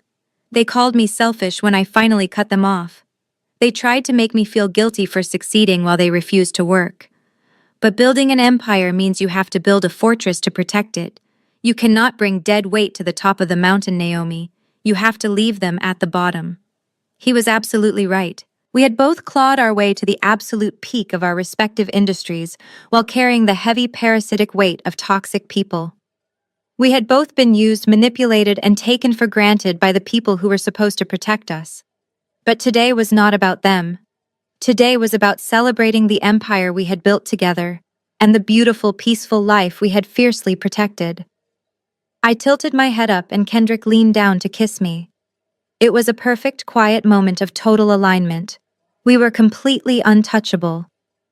Suddenly, a sharp burst of static crackled from the heavy black two-way radio resting on the marble coffee table. The abrupt noise shattered the peaceful silence of the suite. Kendrick pulled away slightly, his brow furrowing. He walked over and picked up the radio. "Go ahead," he commanded. The voice of our head of security, a highly trained former Navy SEAL, came through the speaker, crisp and entirely serious. "Mr. Kendrick, we have a situation at the main gate." A rented white limousine just pulled up to the perimeter, blocking the entrance. "We have 3 hostile targets inside, claiming to be the parents and the sister of the bride. They are demanding immediate entry." Kendrick did not flinch when the radio crackled with the terrifying news that my family had actually shown up. He simply reached out, picked up the heavy black device, and pressed the transmission button. "Handle the situation exactly as we discussed," he instructed, his voice completely calm and devoid of any stress. "Do not let them pass the perimeter under any circumstances. Keep the press back, but let them document the interaction if they choose to." He set the radio down and looked at me with a reassuring smile. Down at the base of the massive cliff, the scene was rapidly deteriorating into absolute chaos. The outdated white stretch limousine sputtered slightly as it idled near the bottom of the steep private driveway, completely blocking the designated lane for arriving guests. The vehicle was a massive eyesore. It was surrounded by a fleet of sleek black Maybachs, custom Rolls-Royces, and heavily armored SUVs carrying tech billionaires and Hollywood royalty. But my mother was completely blind to the embarrassing contrast. To Sylvia, this cheap rented limousine was her grand chariot. Outside the massive wrought iron gates, a true media circus was unfolding. Because Kendrick was a highly influential music producer and a titan of the tech industry, the perimeter of our estate was completely swarming with paparazzi. Dozens of photographers and aggressive reporters from major entertainment networks and gossip blogs were camped securely behind velvet ropes and steel barricades. The continuous burst of bright white flashbulbs illuminated the coastal highway like a strobe light.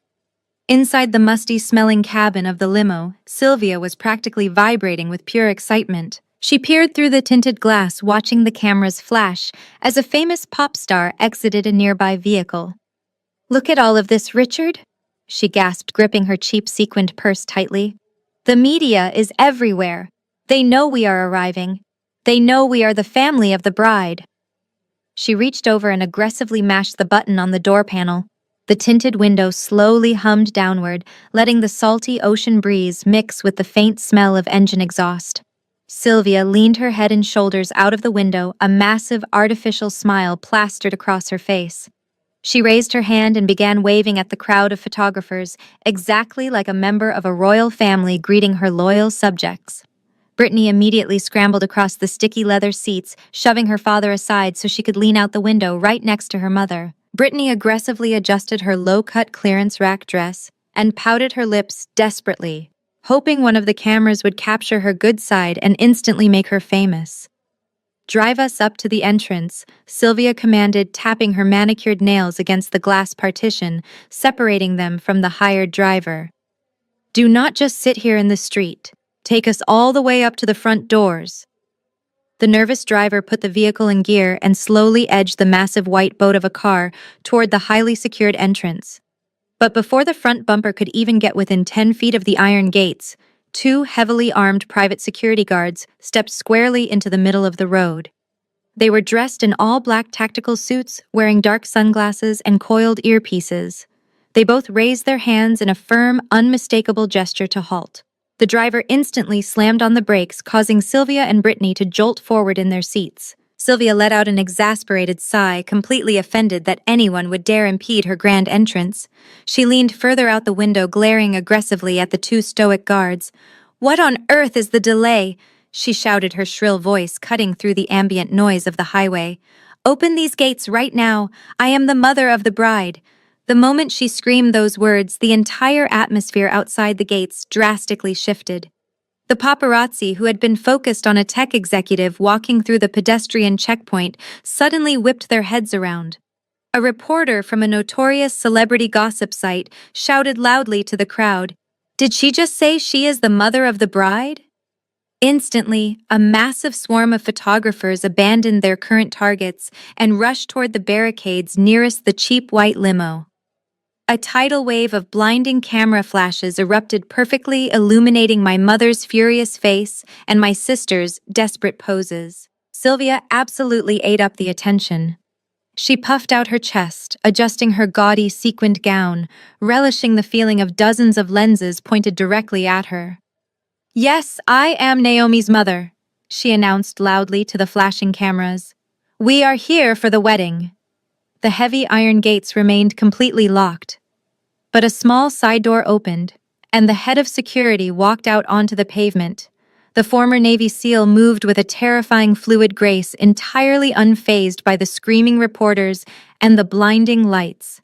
He walked straight down the center of the driveway directly toward the open window of the limousine. He was holding a sleek digital iPad in his left hand.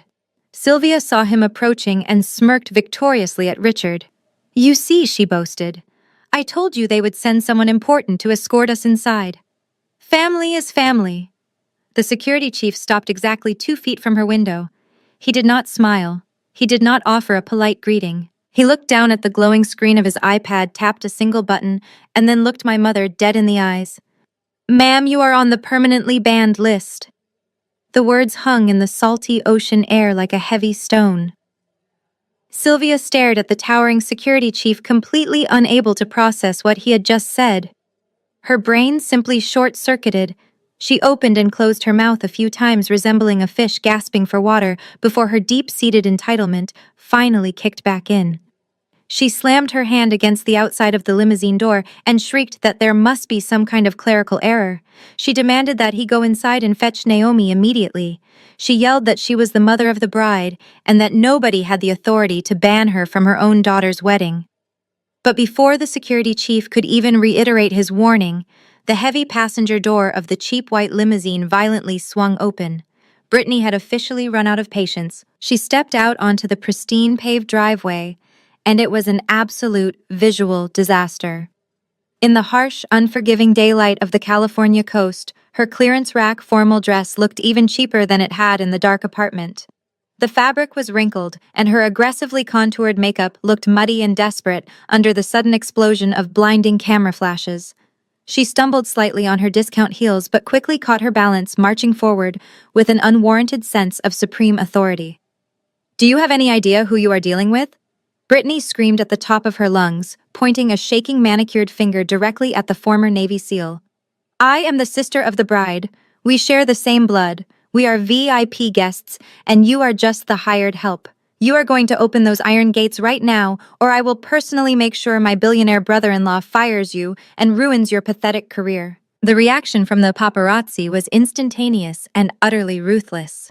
The moment Brittany stepped out of the vehicle and started screaming, the reporters realized this was not just a minor traffic dispute. This was pure, unadulterated reality television unfolding right in front of their lenses. Dozens of photographers violently shoved each other out of the way, pressing their heavy cameras against the steel barricades to get a better angle. The rapid-fire clicking of camera shutters sounded like a swarm of aggressive insects. The reporters began shouting questions over the chaos, completely fueling Brittany's toxic fire. "Are you the sister whose husband just filed for an annulment?" one paparazzi yelled from the crowd. "Is it true your family is facing foreclosure?" another reporter shouted, shoving a microphone over the velvet rope. Hearing her deepest humiliations broadcasted loudly in front of the world completely shattered whatever tiny shred of sanity Brittany had left. Her face contorted into a mask of pure feral rage. She ignored the reporters and focused all of her blinding anger on the stoic security chief blocking her path. She stomped forward entirely, closing the distance between them. "Move out of my way right now," Brittany shrieked. When the guard remained perfectly still, acting as an immovable human wall, Brittany did the unthinkable. She actually raised her hands and tried to physically shove the massive, heavily armed professional out of her way.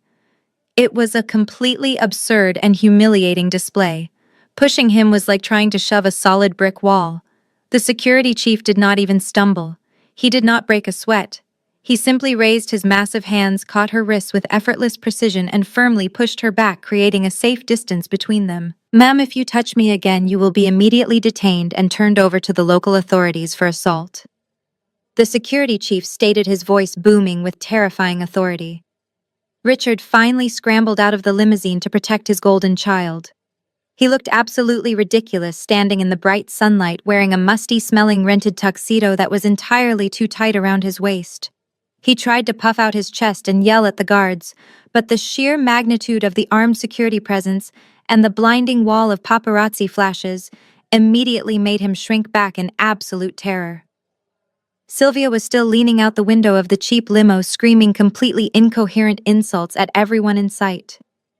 They looked like absolute clowns performing a pathetic circus act for the amusement of the Hollywood press. The security chief realized that reasoning with these deeply delusional individuals was entirely pointless. They were not going to leave quietly, but he was perfectly prepared for this exact scenario. Kendrick had given him very specific instructions on how to handle a public disturbance at the gates. The guard took a deliberate step back from my screaming family. He raised his digital iPad and calmly swiped his finger across the glowing screen, navigating to a specific audio file we had prepared days in advance. He looked up at my mother, who was still shrieking from the limo window, and then he tapped the play button. Instantly, the massive outdoor speaker system attached to the roof of the stone guardhouse cracked to life. The heavy bass of the high-end speakers vibrated through the pavement. An audio recording began to blare loudly enough to completely drown out the crashing ocean waves and the shouting reporters echoing perfectly down the coastal highway for the entire world to hear. The crystal-clear audio cut through the salty air with absolute precision. It was not a muffled recording. It was a high-definition capture of the exact moment my mother had cornered me in that luxury bridal boutique months ago. I had quietly activated the voice memo app on my phone, while it sat inside my purse that day, knowing I would eventually need proof of their constant emotional abuse. I never imagined I would use it like this. The heavy bass of the outdoor speakers amplified her venomous tone, making her sound like a cartoon villain, broadcasting her cruelty to the entire California coast. "It is better if you just stay home, Naomi." Her recorded voice sneered, dripping with deep disgust. "You would completely ruin the atmosphere. Donovan comes from real money. We cannot have you showing up looking like the hired help and embarrassing your sister. You should just stay home and be a hired cook." The recording stopped. For 3 agonizing seconds, the entire perimeter outside the massive iron gates was completely silent. The crashing ocean waves seemed to pause. Even the rapid-fire clicking of the camera shutters briefly halted. Sylvia stood frozen halfway out the window of the cheap white limousine. Her mouth was slightly open, but no sound came out. The blood completely drained from her face, leaving her looking pale and terrified under the harsh California sun. She slowly realized what had just happened. Her ultimate nightmare had manifested in real time. Her perfectly crafted public image as the loving, supportive matriarch had just been entirely incinerated in front of the most aggressive media outlets in the world. Brittany, who had just been screaming and trying to physically push the security chief, completely dropped her arms. Her aggressive posture vanished instantly. She took a slow, terrified step backward, her cheap discount dress rustling against the pavement. She looked at the crowd of reporters, and then looked back at her mother, pure panic shining in her eyes. They were caught. There was no spinning this. There was no manipulating the narrative. The undeniable proof of their cruelty had just been played over a loudspeaker for everyone to hear. Then the paparazzi erupted. It was not just a few questions being shouted. It was a massive tidal wave of aggressive journalistic fury. The reporters instantly connected the dots. They realized that the people standing in front of them were not innocent family members being cruelly excluded from a billionaire wedding. They were the toxic, abusive relatives who had treated the bride like garbage when they thought she was broke. Several reporters were already live streaming the event to hundreds of thousands of viewers on social media. The humiliation was instantaneous and permanent.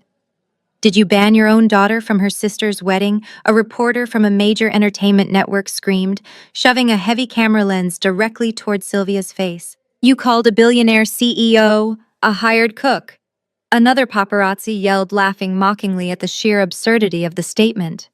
"Is that why you are riding in a cheap rented limo today, while she is getting married in a $15 million estate? Are you trying to crash the wedding because you need money?" A third voice shouted from the crowd, perfectly hitting the deepest insecurity my family possessed. The camera flashes intensified, transforming into a blinding, continuous strobe light that physically hurt to look at.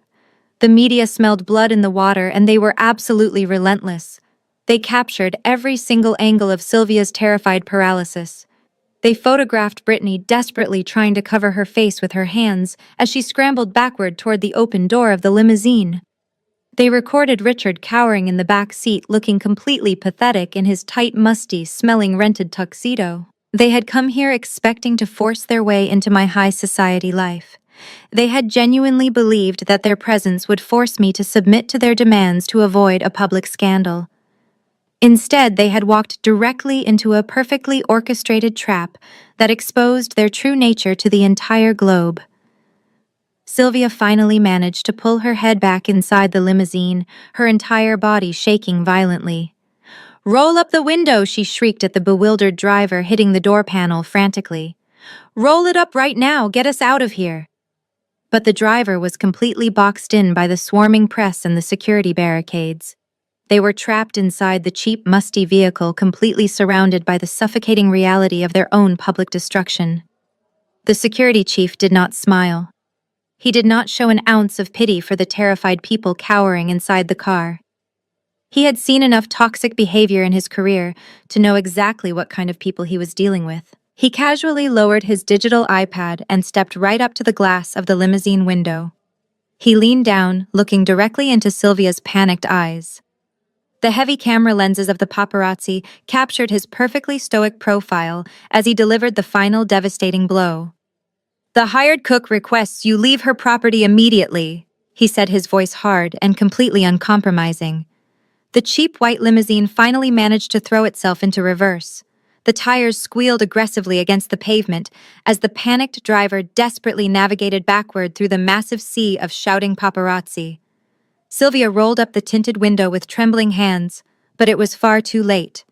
The permanent damage was already done. In the modern age of digital media, it does not take hours for a scandal of this magnitude to break. It takes mere minutes. Before the limousine even reached the bottom of the winding coastal highway, the raw, unedited footage of their humiliating rejection was uploaded to every major social media platform in existence. Entertainment journalists immediately posted high-definition clips of the security chief delivering his devastating final line. On social media platforms, savvy creators instantly got to work. They took the pristine audio recording of my mother calling me a hired cook and spliced it directly over the high-resolution video of her terrified face, cowering in the back of the rented limo. They zoomed in on Brittany's cheap clearance rack dress and aggressively mocked her pathetic attempt to physically shove a trained military professional. They tore apart Richard's poorly fitted, musty tuxedo. The contrast between their arrogant entitlement and their absolute powerlessness was completely hypnotic. The internet loves a story of instant karma, and this was the ultimate serving of poetic justice. Millions of people who had never even heard of my family were suddenly deeply invested in our drama, flooding the comment sections with absolute disgust for my parents. But while the entire digital world was catching fire over my mother's spectacular public downfall, the atmosphere inside the massive iron gates was completely untouched by the toxic chaos. I had absolutely no idea what had just transpired at the perimeter, and honestly, I did not care. My focus was entirely on the breathtaking reality of my own life. I stepped out of the bridal suite and walked toward the outdoor pavilion. The setup was nothing short of a modern architectural masterpiece. A custom-built transparent glass aisle stretched directly across the surface of a massive infinity pool, creating the stunning illusion that I was walking on water. Thousands of white orchids floated gently on the pristine surface, perfectly mirroring the lush floral arrangements cascading from the vaulted wooden ceiling above. The string quartet began playing a beautiful orchestral arrangement of a classic soul song, perfectly setting the romantic mood for the evening. I took a deep breath, feeling the warm coastal sun on my skin, and began my walk down the aisle. The guest list seated on either side of the glass runway was a veritable who is who of global influence. There were legendary film directors, platinum-selling recording artists, and powerful titans of the tech industry. But as I walked past them, I did not see their incredible wealth or their massive fame. I only saw the man waiting for me at the end of the aisle. Kendrick stood under the towering floral archway, looking absolutely magnificent. The evening sun caught the gold accents on his custom black tuxedo, but his dark eyes were completely locked on me. There was a depth of love and absolute certainty in his gaze that instantly washed away every single ounce of trauma I had ever endured at the hands of my relatives. I was no longer the family scapegoat. I was no longer the walking ATM who existed solely to fund their delusions. I was a fiercely successful woman stepping into a powerful partnership built on genuine mutual respect. When I finally reached the altar, Kendrick gently took both of my hands in his large, warm palms. He did not care about the cameras documenting the event or the high-profile guests watching us. In that exact moment, we were the only two people in the entire world. The officiant delivered a beautiful ceremony speaking passionately about the power of building a foundation on unwavering trust and loyalty. We exchanged our vows, speaking quietly and honestly to one another, about the empires we had built from scratch and the profound peace we had finally found together. There were no drunken temper tantrums. There was no wilted decor and no toxic relatives trying to steal the spotlight to mask their own failures. It was absolute flawless perfection, but the profound irony of the universe was actively working its magic in the background. At the exact second I looked deep into Kendrick's eyes and confidently spoke the words "I do," the internet completely broke. Across the globe, millions of smartphones refreshed their feeds simultaneously.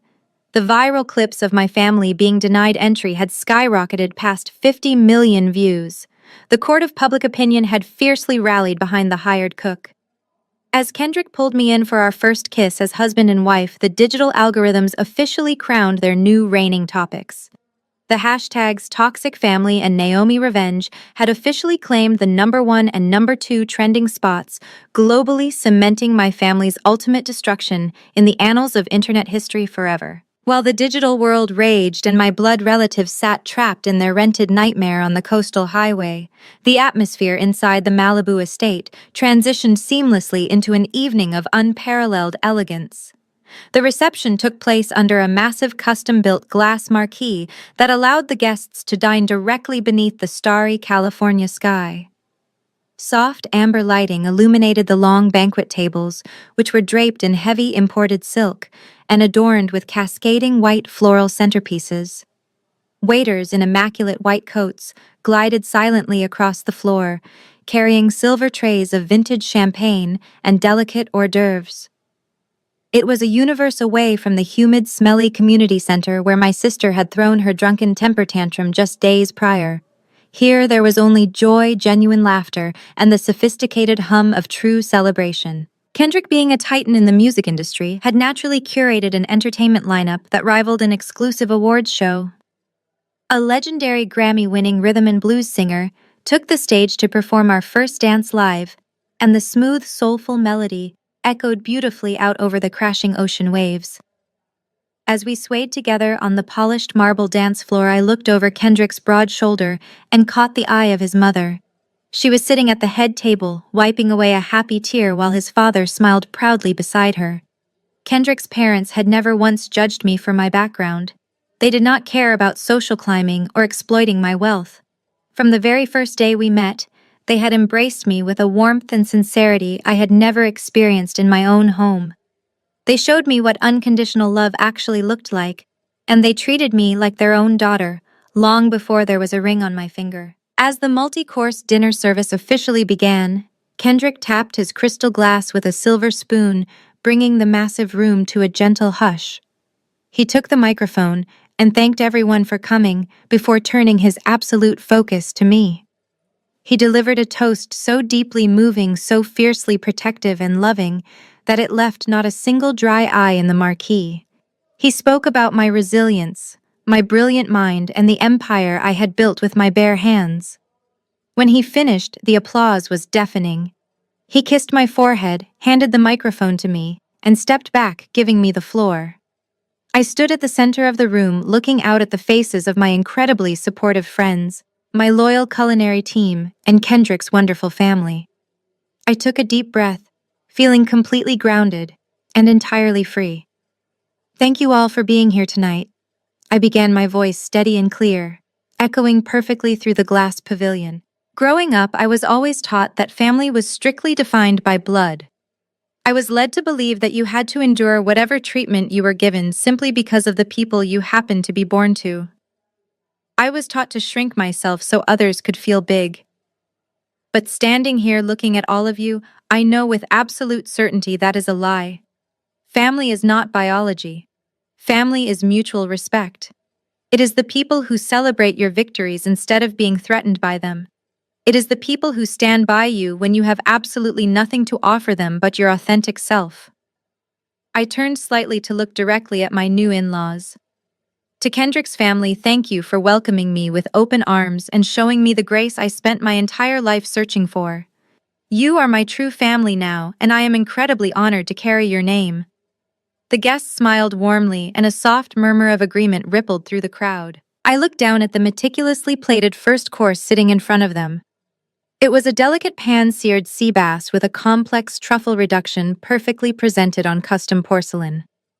I had personally designed the entire 5-course menu for this evening, but I have a confession to make about the meal you are about to eat. I continued, a small nostalgic smile playing on my lips. Every single dish served tonight was not recently created in my Michelin star kitchens. These are the exact recipes I invented years ago when I was just a teenager. Whenever my relatives hosted their fancy dinner parties to impress their wealthy friends, they would banish me to the kitchen, telling me my presence was too embarrassing for their high society guests. So I spent those lonely nights standing over a hot stove, perfecting my craft in absolute isolation. The food you are eating tonight is the exact same food they routinely threw in the garbage because it was made by the family outcast. And now those very recipes are the foundation of a billion-dollar hospitality empire. The morning after my flawless wedding was a beautiful, peaceful Sunday for Kendrick and me. But on the other side of Los Angeles, my parents and my sister woke up to an absolute living nightmare. The cheap rented limousine had dropped them off at their heavily mortgaged suburban home late Saturday night. They had crawled into their beds, utterly defeated, hoping the digital storm would miraculously blow over by morning. Instead, it had evolved into a massive Category 5 hurricane. Sylvia woke up to the sound of heavy diesel engines idling and loud voices shouting just outside her bedroom window. She practically ripped the curtains open and gasped in pure horror. Her manicured front lawn was completely destroyed.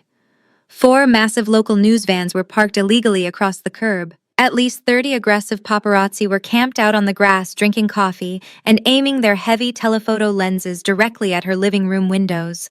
The moment they saw Sylvia peeking through the curtains, a blinding wave of camera flashes erupted in the bright morning sunlight.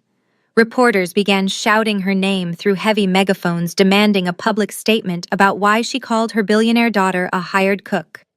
Sylvia dropped the curtains and backed away, hyperventilating. She was officially a prisoner in her own home. The humiliation extended far beyond the media. The noise had drawn the attention of the entire suburban neighborhood. Sylvia watched in absolute agony as her next-door neighbors, the very people she had spent years trying to impress at country club luncheons, stood on their porches, looking on with complete, unfiltered disgust. Several neighbors were actually giving impromptu interviews to the reporters on the sidewalk. They eagerly exposed my mother's long history of extreme arrogance and completely validated the toxic family narrative. The community she had desperately tried to rule over had instantly and completely excommunicated her. Richard stumbled into the bedroom looking like a ghost. He had not slept a single minute.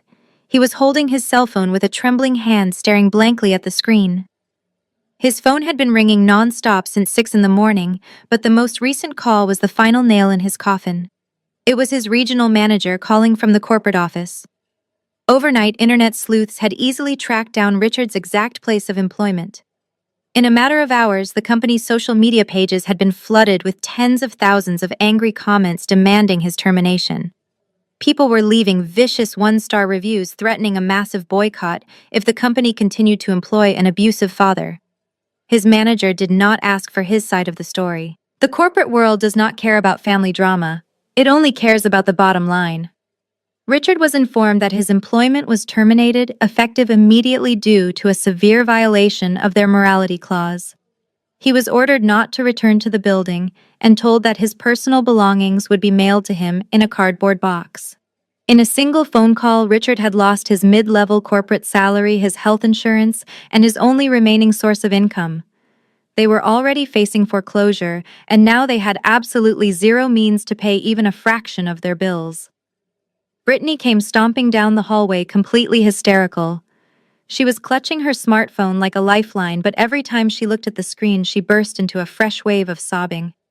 Her social media accounts, which she had desperately tried to build into a glamorous influencer lifestyle, were completely overrun by hundreds of thousands of hate comments. People were mocking her cheap dress, her pathetic attempt to push the security guard, and her completely ruined wedding. She tried to aggressively delete the comments, but they were appearing faster than her thumbs could move. She was the most hated woman on the internet. "Mom, you have to do something!" Brittany shrieked, pacing the hallway. "Call the police and make those photographers leave. Call Naomi and beg her to make a public statement. My life is completely over." Before Sylvia could even attempt to calm her screaming golden child, a sharp, aggressive knock echoed from the heavy wooden front door. Richard slowly walked downstairs and peeked through the peephole. It was not a reporter. It was a man in a sharp suit holding a thick legal folder flanked by 2 local police officers to help him safely navigate through the aggressive mob of paparazzi on the lawn. Richard opened the door just a crack. The man shoved the thick envelope through the narrow opening, looking directly past my father to lock eyes with my sister standing at the bottom of the stairs. "Brittany, you have been officially served," the man stated loudly over the screaming press. Brittany tore open the envelope with violently shaking hands.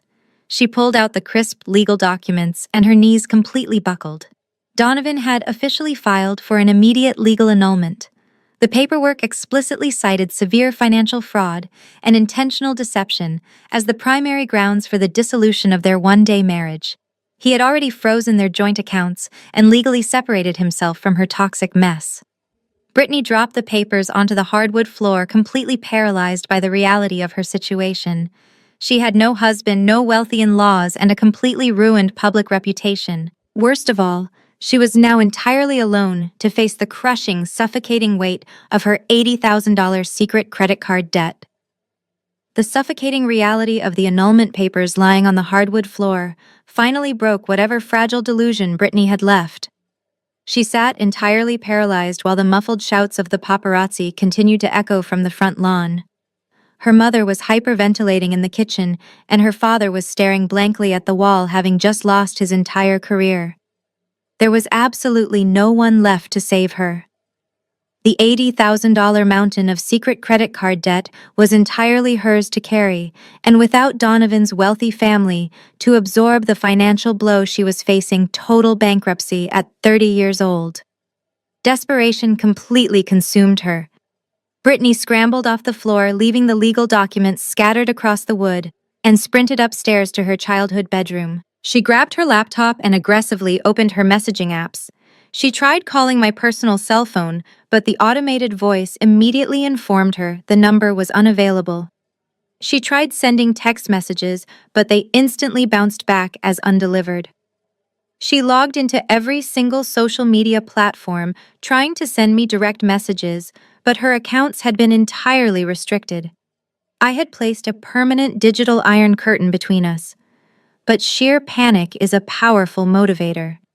Brittany realized she could not reach me through any of her known accounts, so she quickly opened a web browser and created a brand new anonymous email address.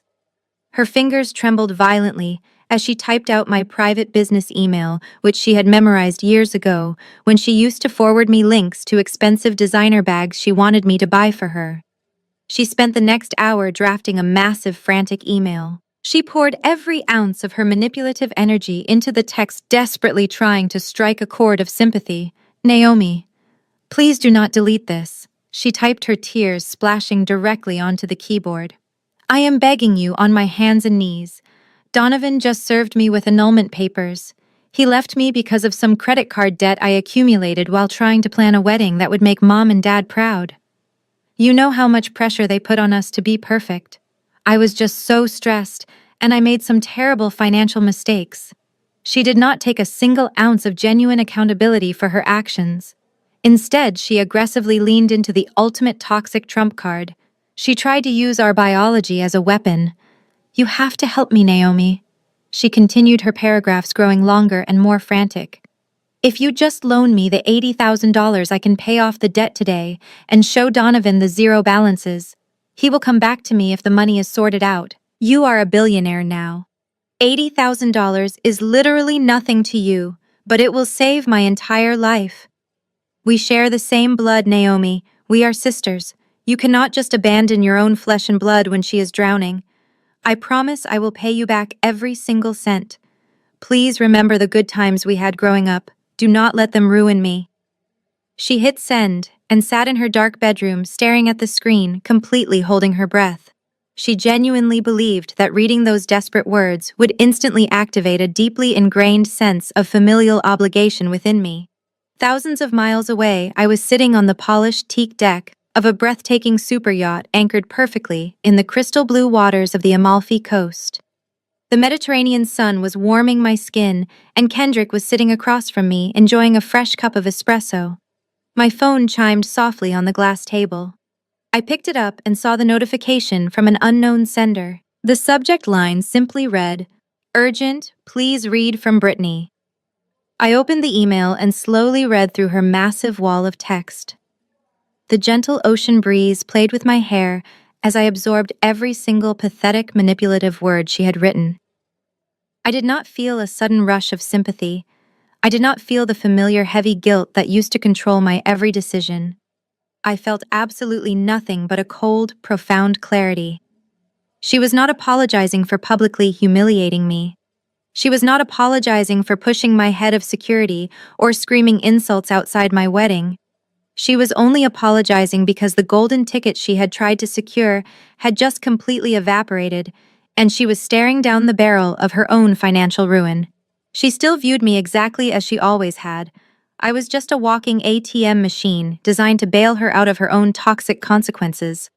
Kendrick noticed the slight shift in my demeanor and raised an eyebrow. "Everything okay, beautiful?" he asked, setting his espresso cup down. "Everything is absolutely perfect," I replied, offering him a warm smile. "I just need to tie up one final loose end." I tapped the reply button on the email. I did not type a long emotional response explaining how deeply she had hurt me. I did not yell or try to justify my boundary. Explaining myself to a narcissist was a complete waste of energy. Instead, I opened my secure digital cloud drive and located a specific file I had scanned months ago. It was the receipt from the luxury boutique on Rodeo Drive. The exact receipt for the $15,000 custom lace bridal gown she had brazenly demanded I pay for after telling me I was not welcome at her wedding. I attached the high-resolution PDF document to the email. The receipt clearly displayed my name as the payer, and right at the very bottom, stamped in bold, unmissable red ink, were two simple words: "No refunds." I left the body of the email completely blank. I pressed send, permanently blocked the new email address, and tossed my phone back onto the table, turning my face up to enjoy the beautiful Italian sun. The silence following my final email was absolute. With no secret wire transfer coming to save her, Brittany finally had to face the suffocating reality of her $80,000 debt. But her financial ruin was only the first domino to fall in the rapid, complete collapse of my family's toxic empire. Without Richard's mid-level corporate salary, their precarious house of cards officially disintegrated. Sylvia, however, absolutely refused to accept defeat.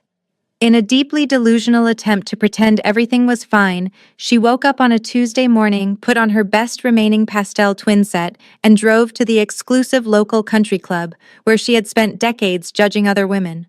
She strutted into the formal dining room, expecting the maitre d' to escort her to her usual table by the window. Instead, the moment she stepped onto the plush carpet, the entire room fell dead silent. Women she had gossiped with for years abruptly stopped talking and aggressively turned their backs to her. Nobody waved. Nobody smiled. The heavy, uncomfortable silence was shattered only when the club manager, a man Sylvia used to treat like absolute garbage, walked briskly over to her. He did not offer her a menu. He handed her a small cardboard box containing the contents of her gym locker and a formal sealed letter.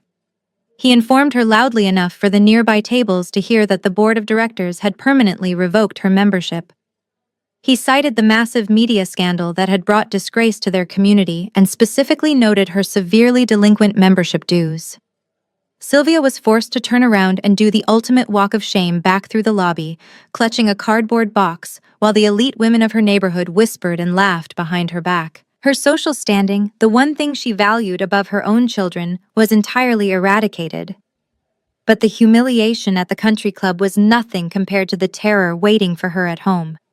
Because I had completely refused to pay for Brittany's wedding venue, Richard had desperately taken out a second mortgage on their already over-leveraged suburban house to cover the community center, the caterers, and the rented limousines. Now, with no job and his bank accounts entirely frozen, that debt was officially radioactive. The bank did not care about the viral videos or the family drama. They only cared about the missed payments. Exactly 2 months after my wedding, the final foreclosure notices were nailed directly to their heavy mahogany front door. The eviction was swift and absolutely brutal, because they could not afford to hire professional movers. My parents and my sister were forced to pack their lives into cardboard boxes themselves, carrying heavy furniture out to a rented budget truck while the entire neighborhood watched from their manicured lawns. They lost the 4-bedroom colonial house with the heated swimming pool. They lost the leased luxury cars, which were promptly repossessed from the driveway. They were forced to move into a tiny, cramped 2-bedroom apartment on the second floor of a rundown building in an undesirable part of the city. The contrast was staggering. The walls were thin, the paint was peeling in the corners, and the ancient plumbing rattled violently every time someone turned on a faucet. Brittany, who had spent her entire life demanding luxury, was now forced to sleep on a cheap mattress in a tiny room with a single window overlooking a busy highway. She spent her days sobbing as she shoved her clearance rack dresses and fake designer handbags into a tiny cramped closet. The claustrophobia of the three of them trapped together in deep poverty was unbearable. Without me there to act as their emotional punching bag and financial safety net, they completely turned on each other. The tiny apartment echoed with constant vicious screaming matches as they desperately blamed one another for their total ruin. It was a gloomy, rainy morning when the final crushing blow was delivered. Richard was sitting at a chipped Formica kitchen table, aggressively scanning low-wage job boards on a cracked laptop.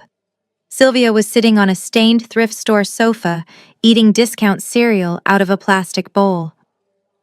The cheap television mounted on the thin apartment wall was tuned to a premier national morning talk show, simply providing background noise to their miserable existence. Then the bright, cheerful voice of the television host cut through the heavy silence of the room. "Welcome back, America," the host said, smiling brightly into the camera. Up next, we have an incredibly special guest joining us in the studio. She is a culinary visionary, a self-made billionaire, and arguably the most powerful female CEO in the hospitality industry today. She is here to talk about her massive global expansion and her stunning recent wedding. Sylvia dropped her plastic spoon. The cheap cereal splashed onto the stained cushions, but she did not even notice. Richard slowly looked up from his cracked laptop, his face turning completely pale. The television screen cut to a wide studio shot. I was sitting confidently in the plush guest chair wearing a flawlessly tailored designer suit. I looked incredibly radiant, powerful, and entirely unbothered by the past. The chyron at the bottom of the screen flashed my name in bold letters, introducing me as a titan of industry. My parents and my sister sat frozen in their dingy, cramped apartment, entirely trapped in their own misery, forced to watch the daughter they had thrown away shine on the absolute highest stage in the country. I did not see them watching me that morning. I did not know they were sitting in a cramped, rundown apartment, staring at a cheap television screen while I spoke about my global expansion to millions of viewers. And honestly, I did not care. The days of me worrying about their approval or carrying the heavy burden of their financial disasters were entirely over. While they were trapped in the suffocating reality of the consequences they had created for themselves, I was entirely focused on the beautiful future I was building. A few weeks after that television interview, Kendrick and I finally took our official honeymoon. We chartered a breathtaking private superyacht and spent an entire month sailing through the crystal-clear waters of the Mediterranean Sea. There were no frantic text messages demanding money to pay off credit cards. There were no manipulative voicemails trying to guilt-trip me into submission. There were no dramatic public tantrums. For the first time in my 33 years of life, my phone was completely peacefully silent. I spent my days diving into the warm ocean, exploring historic cobblestone streets in coastal Italian towns, and sitting on the polished teak deck at sunset. I drank incredible vintage wine and laughed endlessly with the man who truly loved me and protected my heart.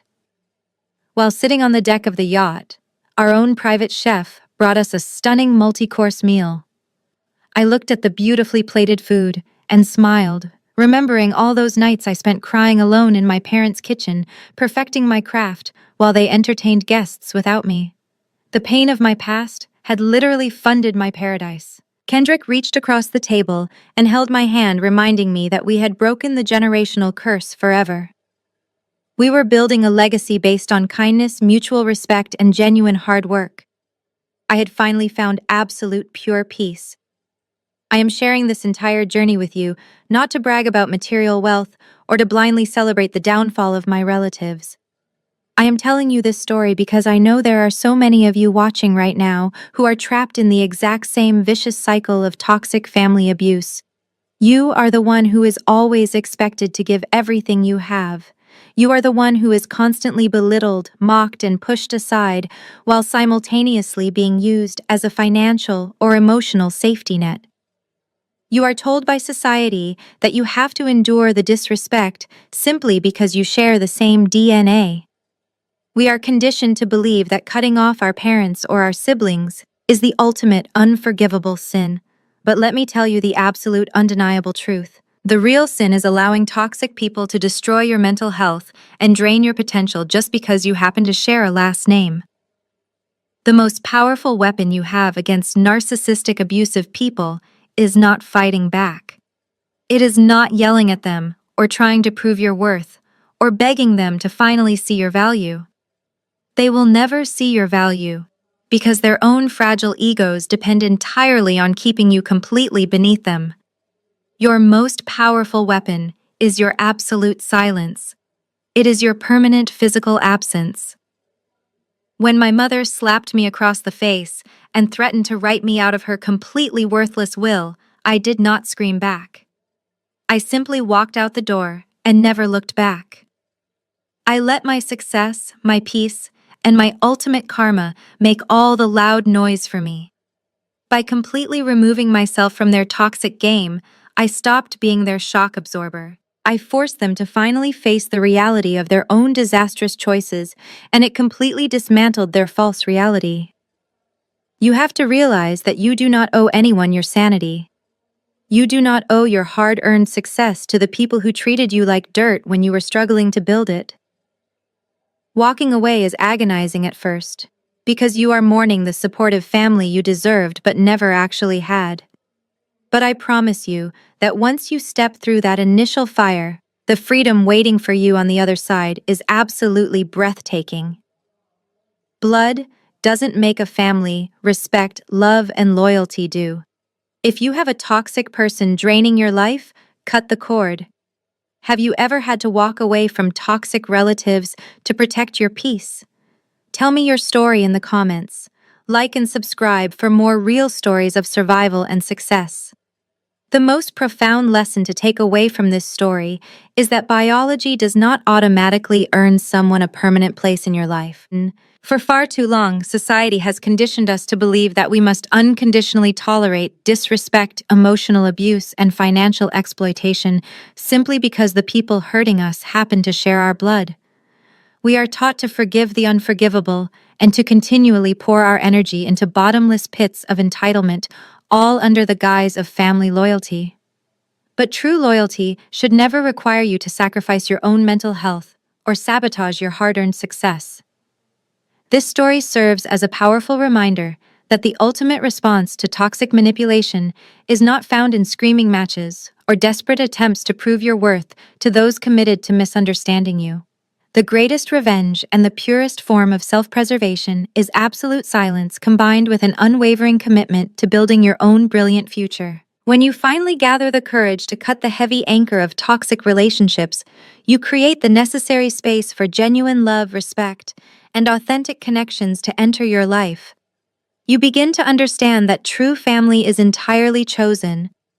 It is comprised of the people who celebrate your victories, protect your peace, and value you for exactly who you are, rather than what you can endlessly provide for them. Walking away from the people who raised you is undeniably one of the most painful decisions a person can make, but it is often the only path to discovering your true potential and reclaiming your absolute freedom. If you have ever found the courage to establish firm boundaries and walk away from toxic relatives to protect your peace, please share your survival story in the comments below.